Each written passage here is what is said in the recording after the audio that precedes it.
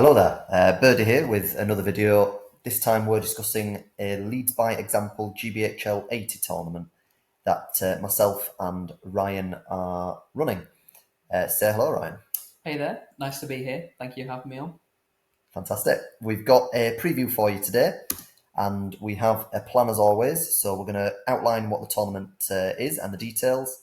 We'll go through the list of attendees, discuss a load of lists, everything that's being taken. We've so far got 32 people attending, and then we'll come up with some conclusions at the end. So, do you want to tell us about the tournament then, Ryan? Yes. So it's hosted at the wonderful Leodis Games in Far Harad. It is our first 2-day event. I think Leodis is first as well. 6 games, 650 points, and probably the most important part of the whole tournament is that Eagles, Rangers of Mirkwood, and Black Riders are all banned, so everyone can have a wonderful time over the weekend. And of course, some honourable mentions of a cafe just up the road, which is highly, sought after by everyone in the community. We all love going there, so that should hopefully provide some great food. And then also some bonus brownies as well my partner is making for probably just one of the days, depending on how quickly the people go through them. Only just noticed on here, it's put a little French accent on the cafe. I didn't even do that intentionally. Brilliant. So that's the tournament details. This is our list of attendees. So there's quite a few names that are known from the Leeds community, the Middlesbrough community, and also the Sheffield community. We've also got a few travelling from a little further out, got a few from Liverpool. Good luck to everyone at the event. Next, we're going to look at the lists that are being taken. We're going to discuss what we think of them, what we'd maybe change. We're going to keep whose list is who secret though here. So let me know if you can guess who is who. So, first one, Army of Lake Town. Do you want to take us through this one then? Yeah, of course. Yes, so we've got 39 models. He's taking the Master of Lake Town, of course. He's leading 2 Lake Town Guard, 4 Lake Town Guard with bow, and 5 Lake Town Guard with spear. We have Alfred the Counsellor with almost an identical warband, but 2 Lake Town Guard, 3 Lake Town with bow, and 5 Lake Town with spear. And then Braga, Captain of the Guard, 2 Lake Town, with no additional gear, 4 Lake Town with bow, and 5 Lake Town with spear. And we've got some really nice, some extra heroes here. So we've got Tariel with a bow, of course, Philly, Killy, and Oin as part of the list that round that out. 13 might, 13 bows, 1 throwing weapon. I think that is. Is that going to be 39 models as well? It's a nice horde for a high might army as well. Yeah, that is really good. And you've got some really good heroes in there as well. Like for the points level we're taking, you've got Tariel, who's arguably probably pound for pound one of the best heroes of Fortitude in the game.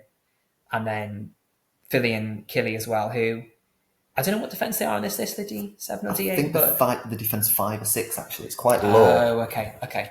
But they're made a lot more reliable because they've got Oin. So they've got the switch rule where they get an extra attack each, or the re-roll a dice. Yeah. But then Oin will also allow them to re-roll. 1 dice in the dual roll. Yes. The thing is as well here, this is a horde army, but Master of Lake Town, as long as he can maintain his will, he gets to give them a +1 fight value as well. So you've got fight 4 across the board in quite a big bubble. And he acts as a banner within 6 inches, I believe it is as well. Right, okay. Is that also using will, or is that just a natural 6 inch? Using will, but Alfred, depending on what he rolls, can give him will back. Yeah. I think he needs a 2 or a 3 to give him will back, but you can use Alfred's will to adjust what he rolls up or down. Yes. So if you rolled like a 4 and you wanted a 3, you can spend a will to bring it back down. Yes. Well, you've played this list, a list like this, I suppose, but what's your thoughts about This playing exact against it? Multiple times, yeah. It's a really tough list, actually, because Tauriel and the 2 dwarves are a bit of a kill ball that just run around and you can't really shut them down. It's very difficult. Even if you try and focus on one of the dwarves, Tauriel generally comes to their defence. But then also, while you're getting killed by them, you're struggling to deal with the numbers of the rest of the army. And it's a decent shooting army, not from any quality, but just from the sheer volume of fire. At 650 points, a dangerous list. We're not seeing it at many events, but... No, I'm surprised you can get a lot of variety in that list. Again, I've never faced it myself, but it seems like, just looking at this alone, they've been able to take all sorts of models, types of models into the list.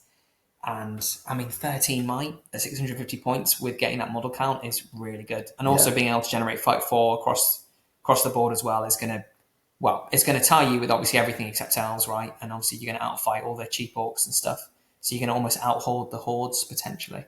It's very easy for this army to break though all the time, just because it's very low defense across the board. Everything's D4 or lower, basically, other than some of the heroes. Yeah.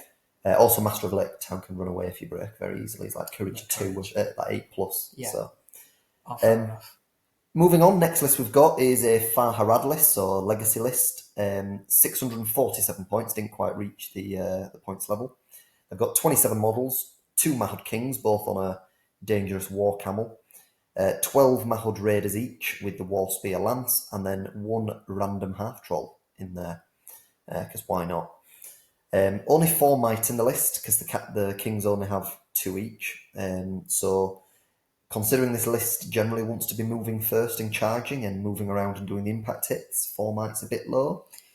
Yeah, it is a little low. I think obviously it's probably one of those, it feels like an army where if the dice go right for you, you're going to walk over a lot of armies because the impact hits, if they go right for you, you're going to you got what? Minimum 26 impact hits a turn. There we go. If you're charging. Yeah. And that's if you're not being successful. If you're successful, they can keep going and do another one. Yeah, flipping heck, yeah. And the half trolls are, only 1, but still, what are they? 2 attacks? They fight 5? I can't remember. Attacks. And I think maybe they're burly as well, but they're low courage, but if the Kings charge within 6 inches of them, they're fearless. Yes. So yeah. I think I faced this once, but only in the last edition. But I had a Ring Wraith, I think, in that particular matchup, which was I think a matchup was a little lopsided there, unfortunately. But yeah, it's going to be a fun list either way. You can have 6 wonderful games with that list. Both of these, anyone that comes up against these on the table, it looks good, it's thematic, a lot of variety, it's interesting to play against. Yeah. It's very low fight value, this. If it wins the move-offs, it could really steamroll somebody quickly, but if it loses a move-off, it's going to lose so many models in a turn. Yeah, and I believe the Mahad Kings can strike, I think, in this list. I know they could last edition, I can't recall. They can, yeah. I don't think that's changed. I think they still can. Yeah, so at least, 4 might, obviously, the player's got to preserve their might as best they can. Yeah. Strike only when necessary, but I guess you're just going to rely on your troops just to walk through your opponent's battle line to break them, so you can... Interestingly, there's no shooting in here, is there? So they're going to have to come to their opponent, which is a bit dangerous for them, because they're relatively low defence. Yeah. Now, we're going to be running with a lot of terrain on our on our games, so they might be all right. There'll be a lot of things they can use, but still difficult. Yeah, there's going to be a lot of strategy, a lot of tactics to place them right, but such is the way with a cavalry list. Yeah, it's going to have to be piloted carefully. So, moving on, next 2 lists we've got here, we've got Halls of Thranduil list. Talk us through it. Yeah, of course, yeah. So 32 models. Thranduil with heavy armour on his Great Elk. He's leading 2 knights, 6 palace guard with shield and elven spear, 1 sentinel, 6 with glaive and 3 with shield. And then we have Tariel with elf bow, leading 4 elves with glaive, 2 elves with shield, and 6 Mirkwood rangers. So that's coming out 32 models and 6 might, which is pretty... the might value is pretty standard for a Thranduil list, a Halls Thranduil list at this level. Same with 600 points as well. The interesting thing is obviously there's quite a lot of palace guard in this list, and we've got quite a few rangers as well. So obviously, potentially gearing the list to sit back, maybe utilize the elven cloaks on the rangers, makes them harder to hit, and also obviously blending in with terrain. But what do you think about this? You're paying 14 points for those palace guard as well, aren't you? If I'm right in saying, to get to fight 6, whereas for an extra 2 points, it could have been a mounted Mirkwood elf knight, and it would have got the +1 to wound and still got the fight 6. Yeah. So the value is debatable on those palace guard. It's also interesting to see Mirkwood Rangers still getting taken in a tournament that's got Mirkwood Rangers banned. But luckily they're only the troops that are in the list. Yeah, that's nicely done. Whoever's taken this is fair enough. Yeah, well done to Trollers. The Sentinel do really well. I think it's got even better this edition now, so it can provide a terror bubble to your army, 3 terror bubble. Seeing as though Thranduil's now lost his terror bubble that he used to be able to provide. He can do it once a game, once he can use, every turn he can use a will point to get people to take courage and maybe move away from him. But the actual terror aura of dismay bubble he had has gone. So the Sentinel's now very good to maybe do something like that. Yeah, so Thranduil's with that, he's only got 3 wills, so obviously you're subject to whether or not you want to use it for that, because obviously if you're facing magic, you can't You really might use need it. it, yeah. Whilst you're on the Elk, I think you can spend a will point and it allows Thranduil to cause terror, but not the troops around him, and not the troops around him, sorry, and you don't make the opponent take courage tests, but if he's on foot and you do that, your opponent's going to be making courage tests. But the Sentinel's great, like you say, right? Now that it's sort of asking people to roll on intelligence, it's a bit more consistent. Intelligence is typically lower across the board, so it's a bit more of a reliable model. And then the bonus of getting that terrible is going to be really good against evil armies. What do we think about the Mirkwood Rangers being picked? Do we think they're good value in this list? I would say, considering this is a list that you know well yourself. Personally, I wouldn't take Rangers in Horse Thranduil. I understand, the idea of having Elven Cloak means that, they're harder to hit. You can blend them into terrain, but I do think taking Mirkwood Elves with Elf Bow are a great shout. Personally, I run nothing but Mirkwood Elves effectively and Mirkwood Elf Knights in my lists. So mine's very bland in the sense of troops, but quite consistent across the board. But I still like the model count in this list, given that they've got 6 Palace Guard and 6 Rangers. 32 models at 650 isn't bad, and it's an elf list as well.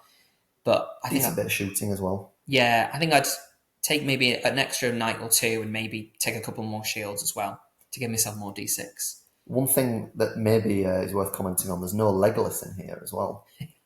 That's actually such a fair point. Normally you see everyone take Legolas, but I'm of the opinion that Tauriel's the right choice. Yeah. In this, but it's nice to see somebody else doing that, because it's rare you see this taken without Legolas. Yes, because at 650 I do run Legolas. Yeah.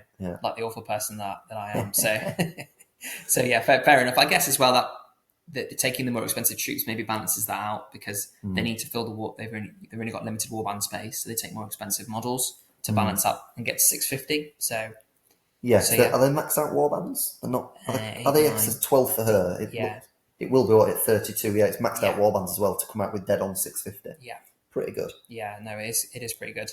Next list we've got here then is Easterlings list. So this is just short of the points value, 648, 34 models. No bows, no throwing weapons, 7 might. We've got Amdur, the Lord of Blades, leading it on his armoured horse.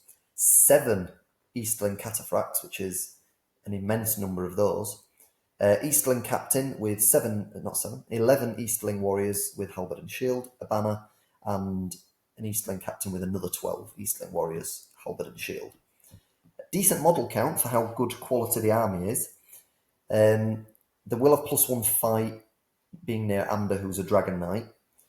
I'm not sure about the value in the Easterling captains, considering they don't provide any real buff to you. They've got better defence than the dragon knights, but the dragon knights would have given you more 3-inch bubbles that would have given you a fight value increase.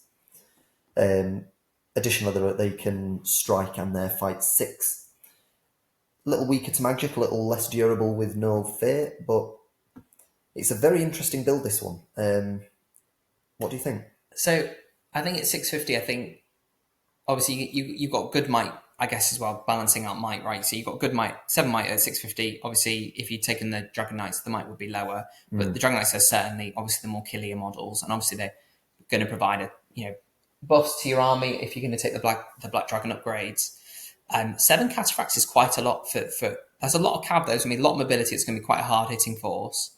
But you still got a very solid contingent of Easterlings that are going to be really hard to break down because they get the shield wall. It's not. It looks like, because he's taken a banner as well, that might be running separately, do you think? The 2 Easterling captain warbands, they'll run separately. Yeah. And then the banner will be just used really for the 7 cataphracts. They might be running separate to each other, almost as little. Yeah.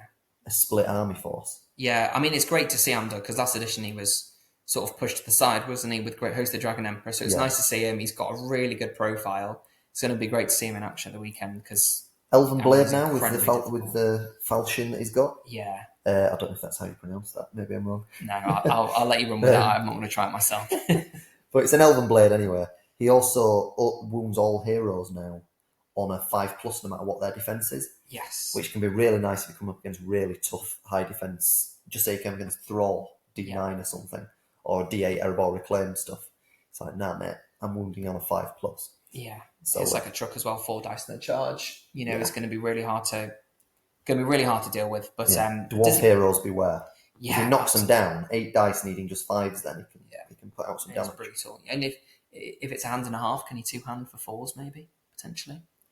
If it's I'm hand not and a sure. half. I think it might be a hand and a half. I think you might be right. Yeah, but that's. I mean, and it's great to see under. I think. Oh goodness, the thoughts escape me. Never mind. With no bows, again, it's going to need careful piloting. You've got good, strong defense to absorb bows on the way in, but you're always going to be at the mercy of going to where your opponent wants to have the fight. So it needs to be carefully played, this one. Absolutely. Next one, we're moving on to Kingdom of Khazad-dum. So this is... I'll let you go through it. Yeah, of course. So we've got everyone's favourite dwarf hero. We've got Durin leading 10 Khazad with a half guard upgrade. A dwarf warrior with banner, 2 dwarf warriors with shield, 3 dwarf rangers with dwarf longbow, and 2 iron guard. And then a dwarf king with throwing weapons. He is leading 10 dwarves with shield and 3 dwarves with dwarf longbow. Coming up at 35 models, 5 might, which again is probably about right for a Khazad-dum list. But 35 models at 650, and a lot of that's D6 and up. Yeah, I mean, what do you think? It's a very low might count. I've spoken personally at length to the guy running this list, and that's the only concern. He had multiple lists he was kind of between, and we were throwing around, but you don't see anyone really take Durin, and he's a very strong piece if he can get into what he wants to. But because he's got low mobility, and you end up with low might in your list as a result of taking him, it's quite hard to get him where you want. However, if played well, I think you could get good value out of him. He can do damage. He helps you get priority as well with a reroll in there.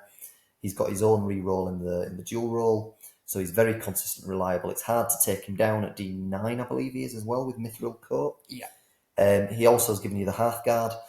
It's a very, very tough list. I like the inclusion of Iron Guard, a couple of throwing weapons as well. Where are the other throwing weapons here, by the way? We've got a king with throwing weapons and 2 Iron Guard. It says 5. Where are the other 2? So Am I missing something? Potentially the Dwarf Ranger. Maybe there's something been missed off there, maybe. 13, 14, 16, 19, 20. Yeah, so there's 2 models, I think, beneath that. Dwarf Rangers. I think two Dwarf Rangers with throwing weapons, I believe. Maybe it could be Iron Guard, perhaps, yeah. Yes, yeah. It's maybe just how it's been sent to me. It's not... fair enough, yeah. Yeah, okay. But that is a really good list. And obviously, half guard, I think they still get the burly, don't they? And now that you can re-roll... Obviously, the Iron re-rolling the dice in the dual roll, if you're outnumbered, makes those Khazad a little more consistent when they previously would struggle. And that banner's probably just going to be following around the King and Durin, maybe sticking near the Iron Guard as well to give you extra rerolls. The Khazad Guard can kind of do their own thing and make use of their fight value and the extra reroll. They're going to get board wide anyway. Yeah, and not to sleep on those Dwarf Rangers, hitting on 3, strength 3 bows, 24-inch range. Oh, it's nice, yeah. Brutal. For a Dwarven list, it gives you an extra dimension of not always having to approach your opponent because you've got potentially superior shooting, even if your opponent has more bows, because you've got such high defense on your end. Yeah, you could even keep the Dwarf Rangers behind a line of your Dwarf Warriors. Yeah. So you've got this high defense. If they try and shoot you back, they've got a nasty in the way that they're not going to do any damage to. Yeah. And you can shoot them with impunity almost. Yeah, you've got your 10 Dwarf Shields are just going to be the bulk of the army, shielding, just pushing everyone away, and then your Khazad Guard, Durin, and Iron Guard are just going to be chewing through your opponent's battle line. Yeah, it looks a good list. That might do well. Very good, yeah. Moving on to the next one we've got here is Erebor Reclaimed list. We've got Thorin Oakenshield, King Under the Mountain, Gloin, Biffa, Philly, Killy, Norrie, and it looks like there's something beneath that as well that's not being included. I suspect Ori feels like a nice roundabout inclusion to the list. Yeah. 435. Yeah, that would be because... Oh, no, potentially. But I suspect Ori. Maybe there's another model in there as well. The list itself is tough. It's got a lot of might. It can bounce around. You've got a lot of hitting power with the Gloin and Thorin in particular. I'm assuming there's probably Ori, as you say, in this list, because he will help them being able to two-hand all the time to help their damage. I don't know if maybe Biffa's also only got a two-handed weapon, so it maybe assists him as well. Yes, potentially. I think that is the case, so he would assist them. It'd also give you a potential might regeneration. 19 might is massive. Your big problem here, though, is you've got a march that I believe they can do that gets them into combat. That's this army, isn't it? Yeah. You can get once a game, you get a 9-inch march. I think so. I think it's every hero can declare a 8-inch heroic march regardless of what Yeah. heroics they have. So I think And I you think can they still can charge order, when you march, can't you, with it? Yeah. yeah, Is it once a game or is it just as many. every turn when they call So them? you've Yeah. got the might. So in theory, you could do 8-inch charges multiple times if you felt like it. So- Not a bad way of like wrapping around your opponent's line if you had the positioning and stuff like that. So it feels like mobility shouldn't be too bad for the list to be you can able to do that. Your problem really is maybe objective games, or if you're up against a big horde, they will drag you down. It's going to be quite hard to keep everyone protected that you want to. You've got a couple of weaker links in there if Gawain and Thorin get tagged. Yeah, definitely. I think, Norrie with the 3 attacks, and maybe there's another dwarf with 3 attacks in there as well that we can't see, but you've got, Norrie, Gawain, Thorin can generally hold their own, but Killy, Philly, and Biff are only with 2 dice. Obviously, we all know 2 dice isn't, it's never consistent. So, but it's going to be a fun list to take nonetheless. You've got so much might. And is it Biffa? It might be Beaufort, to be fair, with who has that 3+ steadfast. I can never recall. I thought that was Botha. Biffa, I believe, is the one that gives you the free heroic move. That's the one. Potentially, if he can get his axe out of his head. Yeah, and then he has 6 intelligence test every turn, doesn't he, or something? Yeah. And then if it goes off, he can declare the... I believe it's a 7+ intelligence, so you've got... Might be only 8. I think it might be an 8. It might be as bad as that. In which case, it's around the 50% mark. It's either just over 50% or just under, depending on if it's a 7 or an 8. Yeah. Can't remember off the top of my head, but it's a good little rule if they can get it to go off. Yeah. But it's also, do you really need that, if I'm honest? Because you've got 19 might anyway, or he's potentially giving you it back anyway. Do you really need it? Yeah, I mean, I've actually faced this list at a tournament. This was previous edition. I think I took Treebeard and some hobbits, and I maybe it wasn't Champions of Everywhere. It might have been Thorin's Company, to be fair, but I felt the wrath of the dwarves, and the free heroic move. Obviously, previously he didn't have to take intelligence tests. It was absolutely brutal. I think as well, obviously, one thing we've not called out is that family bonuses, so they can interchange their might, will, and fate between each other. They can here, yes. You've got a few that are linked to each other here. I've just looked up the Biffa as well, so to confirm, it's a 7+ intelligence, so it's a 58% chance he would get it off once he has got the embedded axe out of him. Yeah. But he has got to get the strength 4 hit to go off when he wins a combat for him to be able to do the free heroic move every turn. Yeah. So it's one that they've got to manage carefully and try and get him into a fight where they can force that to go off. Otherwise, he's not really providing much to the army. He's only fight 5. He's got no decent heroics. He's only got 1 might. You're really taking him to try and get that off. Yeah. So, good luck to them with it. It'll be interesting to see how many times they get that off in the tournament. Yeah. It'll still be such a fun list to take, but 6 wonderful games you'll have. Next one we're going to have is the Paths of the Druadan. Now, this is not a list you see very often. I'll talk through this one, seeing as well you've been doing all the long ones, I've been doing the shorter ones. So, Paths of the Druadan, 650 points on the nose. We've got Theoden, King of Rohan, with his heavy armour, shield, and snowmane with armour, leading 2 riders of Rohan, a Rohan outrider, 5 riders of Rohan with throwing spears, Ganbarigan, the leader of the Warses, with 12 Warses warriors, and then we've got Gamling with his big flag, and 2 riders of Rohan, 5 more with throwing spears, and then another Rohan outrider. So we've got a total of 31 models, 16 bows in this list, most of those being the Warses, and 10 throwing weapons with 8 might. What do we think of this list then, Ryan? I think it's really interesting. I think you've got, I think actually the bows are going to come from the riders as well, because they come with the bows, don't they? I think the outriders as well have them by default. I mean, in that time that Adam was calling that list out, I've literally brought the list up on Table Admiral to understand what on earth the faction lists are. It's really cool to see this list. I've never seen it. I think we've played a Pass of Druadan in the previous edition in that doubles tournament. We have. And that was tricky because obviously all the Woses, I think they have Stalk and Scene. So making use of our heavily terrain heavy boards to keep themselves partially concealed to get some of those throwing weapons off or the blowpipes off or whatever they have. And then the Outriders as well are going to give them obviously an opportunity to spread out the standfast. So if Theoden's got that 12-inch standfast or something, then the Outriders are going to be able to pass a stand pass on to like the Woes and stuff who may struggle with courage. So I believe with this list, Riders of Rohan don't count towards the bow limit. So I think the 16 bows are coming from the Woses, the Outriders, and maybe Gambari Gan. But that would still only add up to 15. So I'm thinking how the bows would work here. I do think it's Because just all the the riders Riders. come with it. But Yeah, I think it then count it in Tabletop Admiral. So if the Riders of Rohan has a bow, then it'll count it in the bow count. so what are the blowpipes counting as? Because we've got more than 10 throwing weapons. That's the 5 throwing spears in both lists. That's a very fair point. 12 Woses come with a 12-inch blowpipe, so are they not classifying either as... It's an interesting one. So it's just counted as a war gear according to it's a too fair. So it's a blowpipe is 12-inch range, strength 2, benefits from poison weapons special rule. But just looking at the profile, just they all get the hatred of Orc, Goblin, and Urukai. So against evil lists, this list are actually going to be pretty good. You can pair them up nicely with some of the riders where you get the fight 4. You're going to have half decent fight value in there, and maybe a plus with the +1 to wound in the fight. It's actually going to make this list quite killy against evil lists. It's going to be awesome to see. I'm looking forward to seeing the models on the table at the weekend. And also as well, Snowmane, a really niche thing I didn't know, but rerolls, I think, failed courage tests when he charges terror cores in models. Yeah, that helps make Theoden more reliable. I mean, if you need to throw Theoden into a Witch King or a Balrog, you're probably in trouble, if I'm honest, but you're good to have that. And yeah, 6-inch banner as well is going to be really good for quite a well, you've got decent model count. I thought it was quite Horde, but you've got a good mixture of cheaper troops in the Woses that you're going to sort of tarp at your opponent with, and then you've got the Riders that are going to be hopefully doing more of the damage with the knockdowns.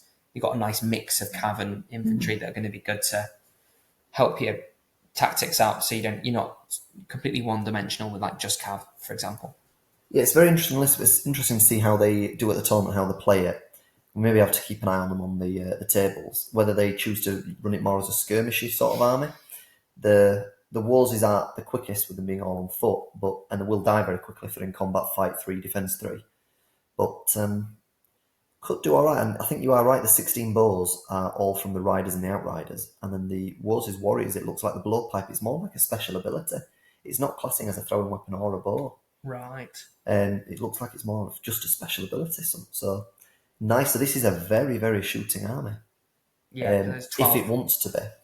It can't take much fire back. It's all low defense. If this loses fights or it loses a move off, it has a special ability where if you get a move off, where you've both called a move, instead of winning it on a 4-5-6 as good, you win it on a 3-4-5-6. It's almost like an Elven Blade roll off for move offs, which is cool. So it does really help a mounted army. But if they do lose one of those, things are going to die quickly. Definitely. So it's a bit of a glass cannon, this army. Yeah, I'm just looking at the list because you can also take Royal Guard. It's like there's an argument maybe where you throw in some Royal Guard for that beefier fight value, especially if you're able to win.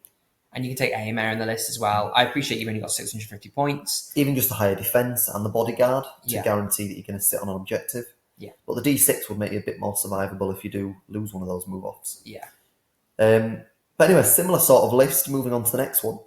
Do you want to talk us through that? Yeah, of course. Yeah, Riders of Eomer, so 647 points. 3 points off the max, but I think with this list only being able to take Riders of Rohan, you're a bit limited, so you got to add in the Riders and just hope the numbers add up. So we've got Eomer with 5 foot, of course, and throwing spears, leading 1 Rider of Rohan with banner and 8 Riders of Rohan.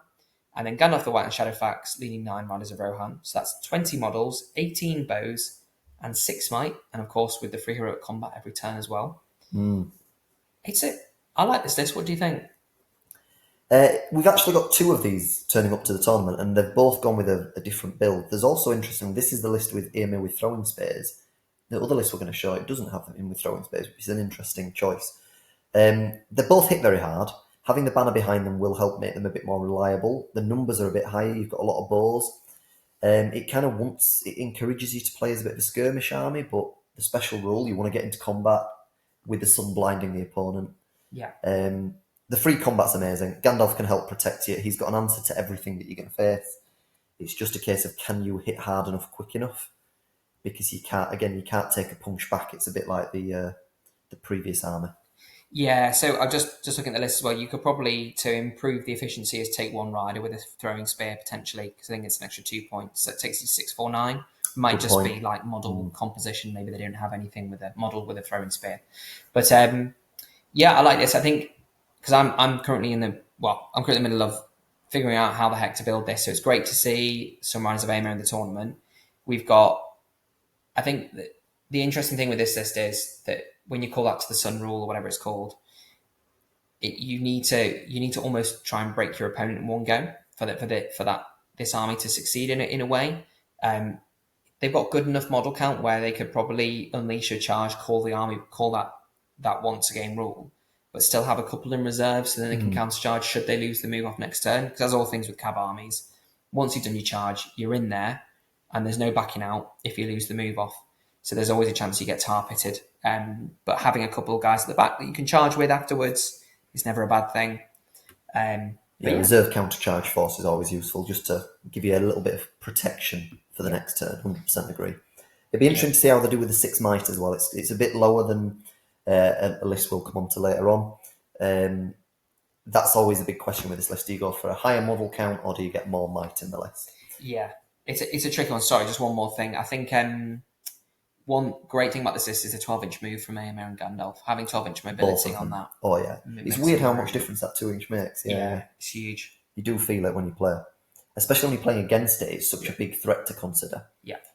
Anyway, moving on now. We've got the Shire list. Now, I will talk about this one because I have played against this list. And this is disgusting. It's beautiful on the table. Lovely player that's running it. However, this list is nuts to deal with if you go into it with just an accidentally bad matchup composition. So this Shire list, 650 points. We have 63 models. I think this might be the highest model count of any list in the tournament. And then on top of that, it comes with 17 bows and 7 might on the table, which, considering how many heroes are in this list, 7 might is quite low. You've got Gandalf on his cart, the Cart of Doom, as we will call it. There is 11 Hobbit militia in the list, with Lobelia, Sackville Baggins, Rosie Cotton, the cheapest 6-inch banner in the game, 5 Hobbit archers, Bilbo the aging Hobbit with the 1 ring, 12 Hobbit militia, Paladin Tuck with 12 Hobbit archers, which have been upgraded to Tuckish hunters, Will Whitfoot the mayor with 12 Hobbit sheriffs, and then Handfast Gaffer Gamgee with 4 Hobbit militia. Now, this list I faced, it was my opponent's one of his first few games using it, and we kind of discovered the rules together and how it would work and interact with lists. And there is some real nasty combos in this list. So Gandalf's cart allows him to fire 2 fireworks a turn. They hit on 2s. They have no in the ways, and they cannot be resisted. And he has a range of different ones he can choose from, but the main 2 that you want to use, there is one called a big one that does a strength 9 hit once a game. But outside of the single use of that, you've got 2 fireworks that you're basically going to be using all the time as your 2 choices, one of which just knocks a model prone. Can't be resisted, it just hits on a 2+, you're prone. No resistance to it. And the other one is it gives a -1 to somebody's dual roll on a 2+. Can't be resisted. And on top of that, Gandalf has 3 might. He can channel. He's got a range of spells such as your transfix. So essentially Gandalf can transfix somebody, knock somebody prone, and give -1 fight value to 3 different people in the same turn. And the only chance you've got of resisting is the one that he's cast magic against. And then just to add to that, within his warband here, there is Lobelia Sackville Baggins, which on a 2+ can choose somebody, I believe it's within 6 inches of her, and she can just make them not activate for the turn. And again, it can't be resisted. So you've got 3 really horrible effects that can't be resisted, plus Gandalf's magic that could be doing additional shutdown. And that's before you start discussing the fact you've got 61 flipping models to try and deal with enveloping you and engaging you. You've got some other heroes here with some smaller, decent special rules. But yeah, sorry to rant on about this one for quite a while, but just as a what's the soliloquy if it's me by myself? You're monologuing. Monologuing, thank you. I couldn't think of the word. I'm monologuing. Purely because facing it was a bit of a shock as to how much this can shut down. It doesn't affect monsters, just to say. So Lobelia's ability cannot be used against monsters. So if it comes up against a high monster list, or a list with, or if it comes up against a list with not particularly expensive heavy hitting heroes and they've got very good quality troops that can hold together, this list will struggle. But if it comes up against good heroes that are relying on the heroes doing the damage, they can't do much against this list. This is the perfect counter that is almost unplayable. What are your thoughts on this one? Well, I've heard mutterings of this list, and obviously I've heard from yourself. I think when you played this list around, sort of, I guess you're surprised, right? And my surprise as to actually how competitive this list is. Now, what I would say is it is great to see the Shire at events. Last edition, obviously, the Shire was potentially more of like a flavorful sort of themey list that people would take, obviously, for fun rather than competitiveness. But there's an element of competitiveness now alongside the themeness of obviously taking a Shire list. I'm not sure what obviously all these heroes are doing, but I know obviously last edition Will Whitfoot had a 6-inch banner if he spent a will coin. I believe none of those have changed, to be fair, cool. the smaller ones, yeah. And then you got the Tuckish Hunters on the Hobbit Archers, which I think makes them fight 3 or something. I believe that's what it was last edition. I'm not sure if that's changed, but I know that's what they did last. I think in Shire or Hobbit lists, you have to, I think those upgrades have to be taken now, I believe, or well, I think for some Hobbit-based armies. But you got the One Ring as well, which is always going to be handy. I think he has a slightly different rule where you can throw him into other people's combats and he still and he will be engaged with them. Yeah. So if Gandalf gets into somebody and strikes, or not even if he probably didn't need to strike. If Bilbo gets into, just say, Glorfindel, fight 8, he'll put him down to fight 4, but Gandalf could still take part in the fight and hit strength 5. So it can be a real nasty combo. The only issue you've got there is, with all Hobbit armies, mobility. Yeah, absolutely. Do you know what he's missing? What's that? Who's he missing? Farmer Maggot and his 3 dogs. I was going to say that's the surprising omission, isn't it? Yeah. So I know Will Whitfoot, Paladin Tuck, and Hamfast have decent little special rules, but 63 models. Do you need 63 models? How much is Farmer Maggot for him and his dogs? It's about 40 points, 50 points. Oh, I can't remember. Yeah, it's not expensive. No, I think it's about 40, maybe 25 for him, and then 15 for the dogs. It's 40 as a total. Yeah, I think. You take out 7 or 8 hobbits, 56 models compared to 63, but then you're getting, and you don't have Farmer Maggot and his dogs, so it's probably more like 58 maybe. Is that 5 models making that much difference? I always make an argument for maybe 60. There's a saturation of troops. You can only get to a certain point where you can't get everyone involved, and you end up with a load of hobbits just stood behind the lines, whereas Maggot and the dogs actually provide you something. Yeah, I mean, having used Farmer Maggot quite a lot in the last edition, towards the end of the last edition, the 8-inch moves on the dogs were just incredible. Really handy in an army that effectively moves at 4 inches. And then I know you can't piercing strike anymore, but Farmer Maggot can still 2-hand, and he's actually when you take a Hobbit list, Farmer Maggot is one of your main sources of killing models because he has to 2-hand, so he hits strength 5. If he was going into somebody with Bilbo and Gandalf as well, so you're not having to just rely on Gandalf doing the hitting. If you win the fight, he's the one that can do the damage for you. I believe he's got an extra special rule now as well, has Farmer Maggot, which is if he's near a objective marker, he doesn't get a -1 to his dual rolls for his 2-handed weapon. So if you get him near an objective, he's even more killing now than he was. I sold my hobbits from after last edition, but I still have Farmer Maggot at home, so maybe I just get him back out and just run him by himself. Even the dogs as well have an additional special rule with him now, which is that they previously used his courage value anyway as their own. They now treat Farmer Maggot as a 6-inch banner for them.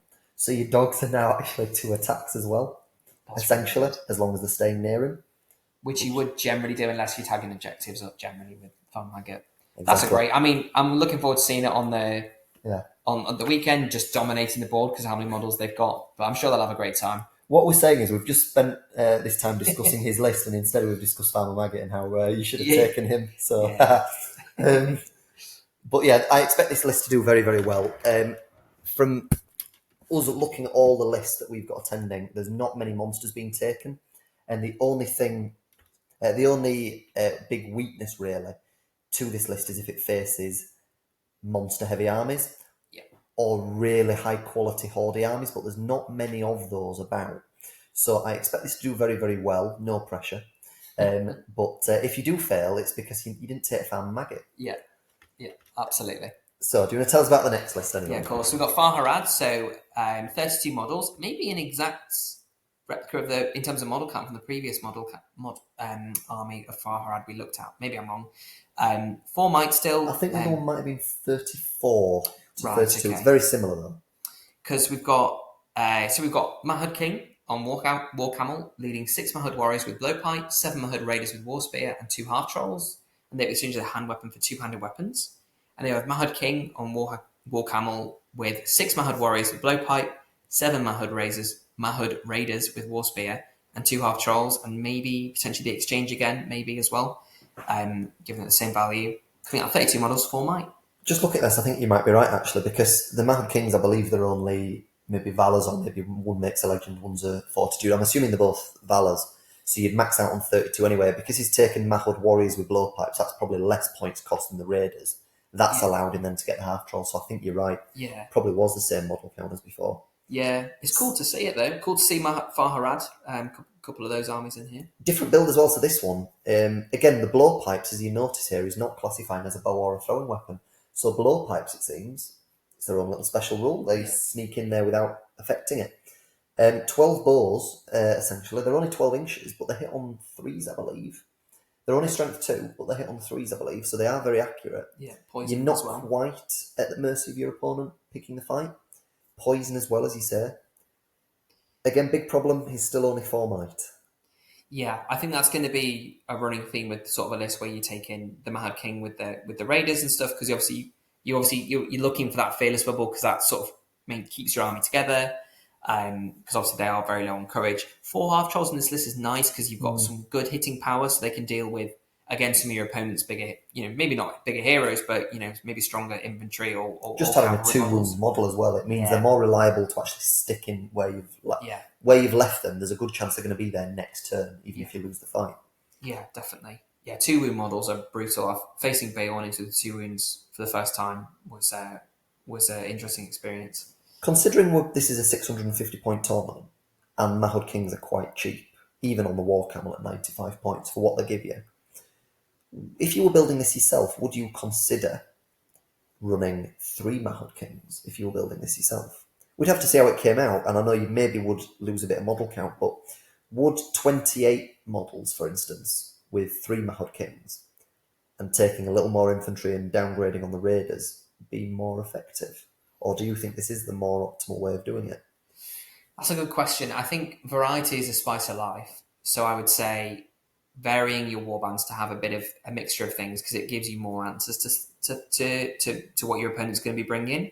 Obviously, Mahud Raiders generally, if you get your charges off and it all goes perfectly, it doesn't matter what you take because you're going to run through them anyway. And you've still got 14 camels that can charge. I think taking a third Mahud King isn't a bad shout. I think having 6 might and more fearless bubbles as well is going to be, it's never a bad thing. And I think as well, obviously, when you're building lists, it potentially, and you can't quite get to the quote-unquote average model count for the points level, there's maybe an element of accepting that, okay, I'm more of a quote-unquote elite army, so I'm going to take slightly more heroes and I'm going to lean into that more, but just try and vary my warband so I've got answers to a variety of things. And I know Far Harad, they struggle for high defense models, but if you've got more Mahud Kings, they're going to hit like a truck on the way in, because they do hit very hard. Yeah, essentially the entire army is defense 5. There's only the Kings that defend 6. Right. But the Kings are 3 attacks, 4 on the charge. Yeah, okay. Fight 5, they've all got strike. They are your more reliable hitters, whereas your Mahud Raiders, as nice as those impact hits are, they're only fight 3, defense 5. If they lose fights, there's a good chance they're dying. Yeah. And it's not like the camels stick around. You don't get an angry war camel. So I don't know. It's an interesting one. I love seeing Far Harad on the board. They look great. Again, it'll just need careful piloting this one, but 4 might come back to haunt them. You might feel it in the games. We'll Yeah, the see. longer it goes on, yeah. Moving on next, we've got a slightly different colour scheme for you here. We have the Kingdom of Khazad-dum. Talk us through it, Ryan. Yeah, of course, we've got 650 points right on the nose, 41 models, 12 bows, 4 throwing weapons. Nice, a different variant to the previous one we've seen. So we've got a Dwarf King as the leader with throwing weapons, 12 Khazad Guard, and 3 Dwarf Warriors with shield. And then we've got King's Champion with his 2 Heralds, of course, leading 3 Dwarf Warriors with shield, 5 Dwarf Rangers with Dwarf Longbow, and 2 Dwarf Rangers with throwing weapons. And then we've got a Dwarf Captain who's leading 3 Dwarf Warriors with shield, 7 Dwarf Rangers with Dwarf Longbow, and 1 Dwarf Ranger with throwing weapons. 41 models at 650 points that are all fight 4 and up is pretty good. High defence models as well. It's going to be very difficult to break this army. Yeah. It's got a lot of bows, 12 bows, and they're good quality bows. 6 might is a little more might than we saw in the previous Khazad-dum list. The only reservation I've got with this list, and we've discussed it before we recorded, was the King's Champion provides you the heralds with 2 banners, but things like the Khazad Guard and the Dwarf Warriors, they only have 1 attack, and if you're using the special rule of the army where you're getting to re-roll if you've your opponent's had more dice than you, are you potentially missing out on the value of the banners? Compared to if you were running something like Iron Guard, for instance, you've got 2 dice to re-roll, so you're not re-rolling a re-roll. Yeah, definitely. I think there's if there was a way that you could maybe take the King's Champion without the Heralds and enlist in this list now, I think people would take him because he's obviously strength 5. I think he's 5'6", right? Yeah, 3 attacks. that's right. He can use the Herald's fate, I believe. So if they could stay really close, he's got 4 fate plus whatever the King Champion's fate is, which may be 1 or 2. But yeah, I think he's only got 1, but then the heralds have got 2 each, and he can use theirs if he's nearby. Yeah, I think this is a really solid list. Obviously, more might is going to be great because obviously dwarves across the board, Iron Hills as well, suffer with might count in their list unless you take an army of Erebor or something like that, of course. But you've got the 12 Khazad Guard. They don't have the Half Guard upgrade, but obviously, I think the only difference there is the Burly. So you're still getting you're still going to have re-rolls for those anyway. So you've got a half decent chance of rolling high enough to win your duels. Lots of D7. I don't think as much. Oh no, maybe actually because you've got 12 Khazad Guard. I think are all D7. You've got 3, 6, 9 Dwarf Warriors with shield, all D7, and then everything else is D5. I think, which for some for shooters, D5 is pretty good. And a couple of throwing weapons as well. It's good. I like the list. Model count's going to be really hard to break down. 41 models is going to be tough to get through. Yeah, it should do well. Mobility is probably its only weak link here. Probably why the captain's in the list to give it a bit of march. Yeah. But if the game goes on, 41 models, dwarves as well, getting into objectives, it's going to be hard to move them off it. So it should do well. I think one thing, the Dwarf King, I think also has Resolve as well. I think in this he list. does. I believe he does. Yeah, I think it's the same. Nifty little heroic. Yeah, just in case he got tagged up and there was a Harbinger nearby. Yeah. You could call a Resolve and still pass a Standfast on. Yeah. Good little tactic there. You're helping this player out. There you go. Next list we've got is a Lothlorien list. 31 models, 9 bows, 9 might. We have Galadriel without her mirror, with 5 Galadriel warriors that have been upgraded to Lorien Guard. That means that they re-roll 1s in the wounding. Yeah. 4 Galadrim with shield and spear, and 1 Lothlorien warrior. We have Celeborn with a Galadrim warrior with a banner, 5 Galadrim warriors. Just by themselves, but without a shield. Do you not have to take them with something? No, it's optional, the gear. So interesting. Yeah. Okay. I didn't know that either. I was literally just having That upon it as well. I just noticed that. I thought I swear you had to select something. That's interesting. 4 Galadrim with shield and spear, a Sentinel, Haldir, and 7 Lothlorien warriors with elf bows. Haldir also has his bow and elven cloak. So 31 model Lothlorien list. The 3 biggest heroes you can take in the list have been taken. Galadriel without the mirror means you're not going to have as much priority control as you would have otherwise. But you've got a double caster. You've got a 3 point of will on each of them each turn. Celeborn gives you the +1 to wound bonus. 9 bows as well, elf bows. One's got a double shot with it being Haldir, so 10 shots really. Good little list. What do you think? I think it's a really good list. I think you're relying on, because obviously, Galadriel and Celeborn both unarmed. They have to stay at the back. 31 models when you've got 2 heroes that you have to protect might seem a little low, but everything within 3 inches of Celeborn gets +1 to wound, I believe, which is really nice. As a Halls of Thranduil player, that's the +1 to wound bubble is fantastic. So it'd be making sure that they can make use of that to churn through their opponent's battle line. The Lothlorien Guard is nice. I can see they've upgraded it in Galadriel's Warband. I guess it's just maybe a points thing, right? But the rerolling ones in the wounding roll is nice. You've obviously got... There's no obviously guards of Galadriel Court, is it? The Fight 6 Pike models, which, to be honest with you, That's an interesting omission, isn't it? I didn't spot that. Yes, well done. I'm glad they didn't have it because they're an absolute nightmare to face.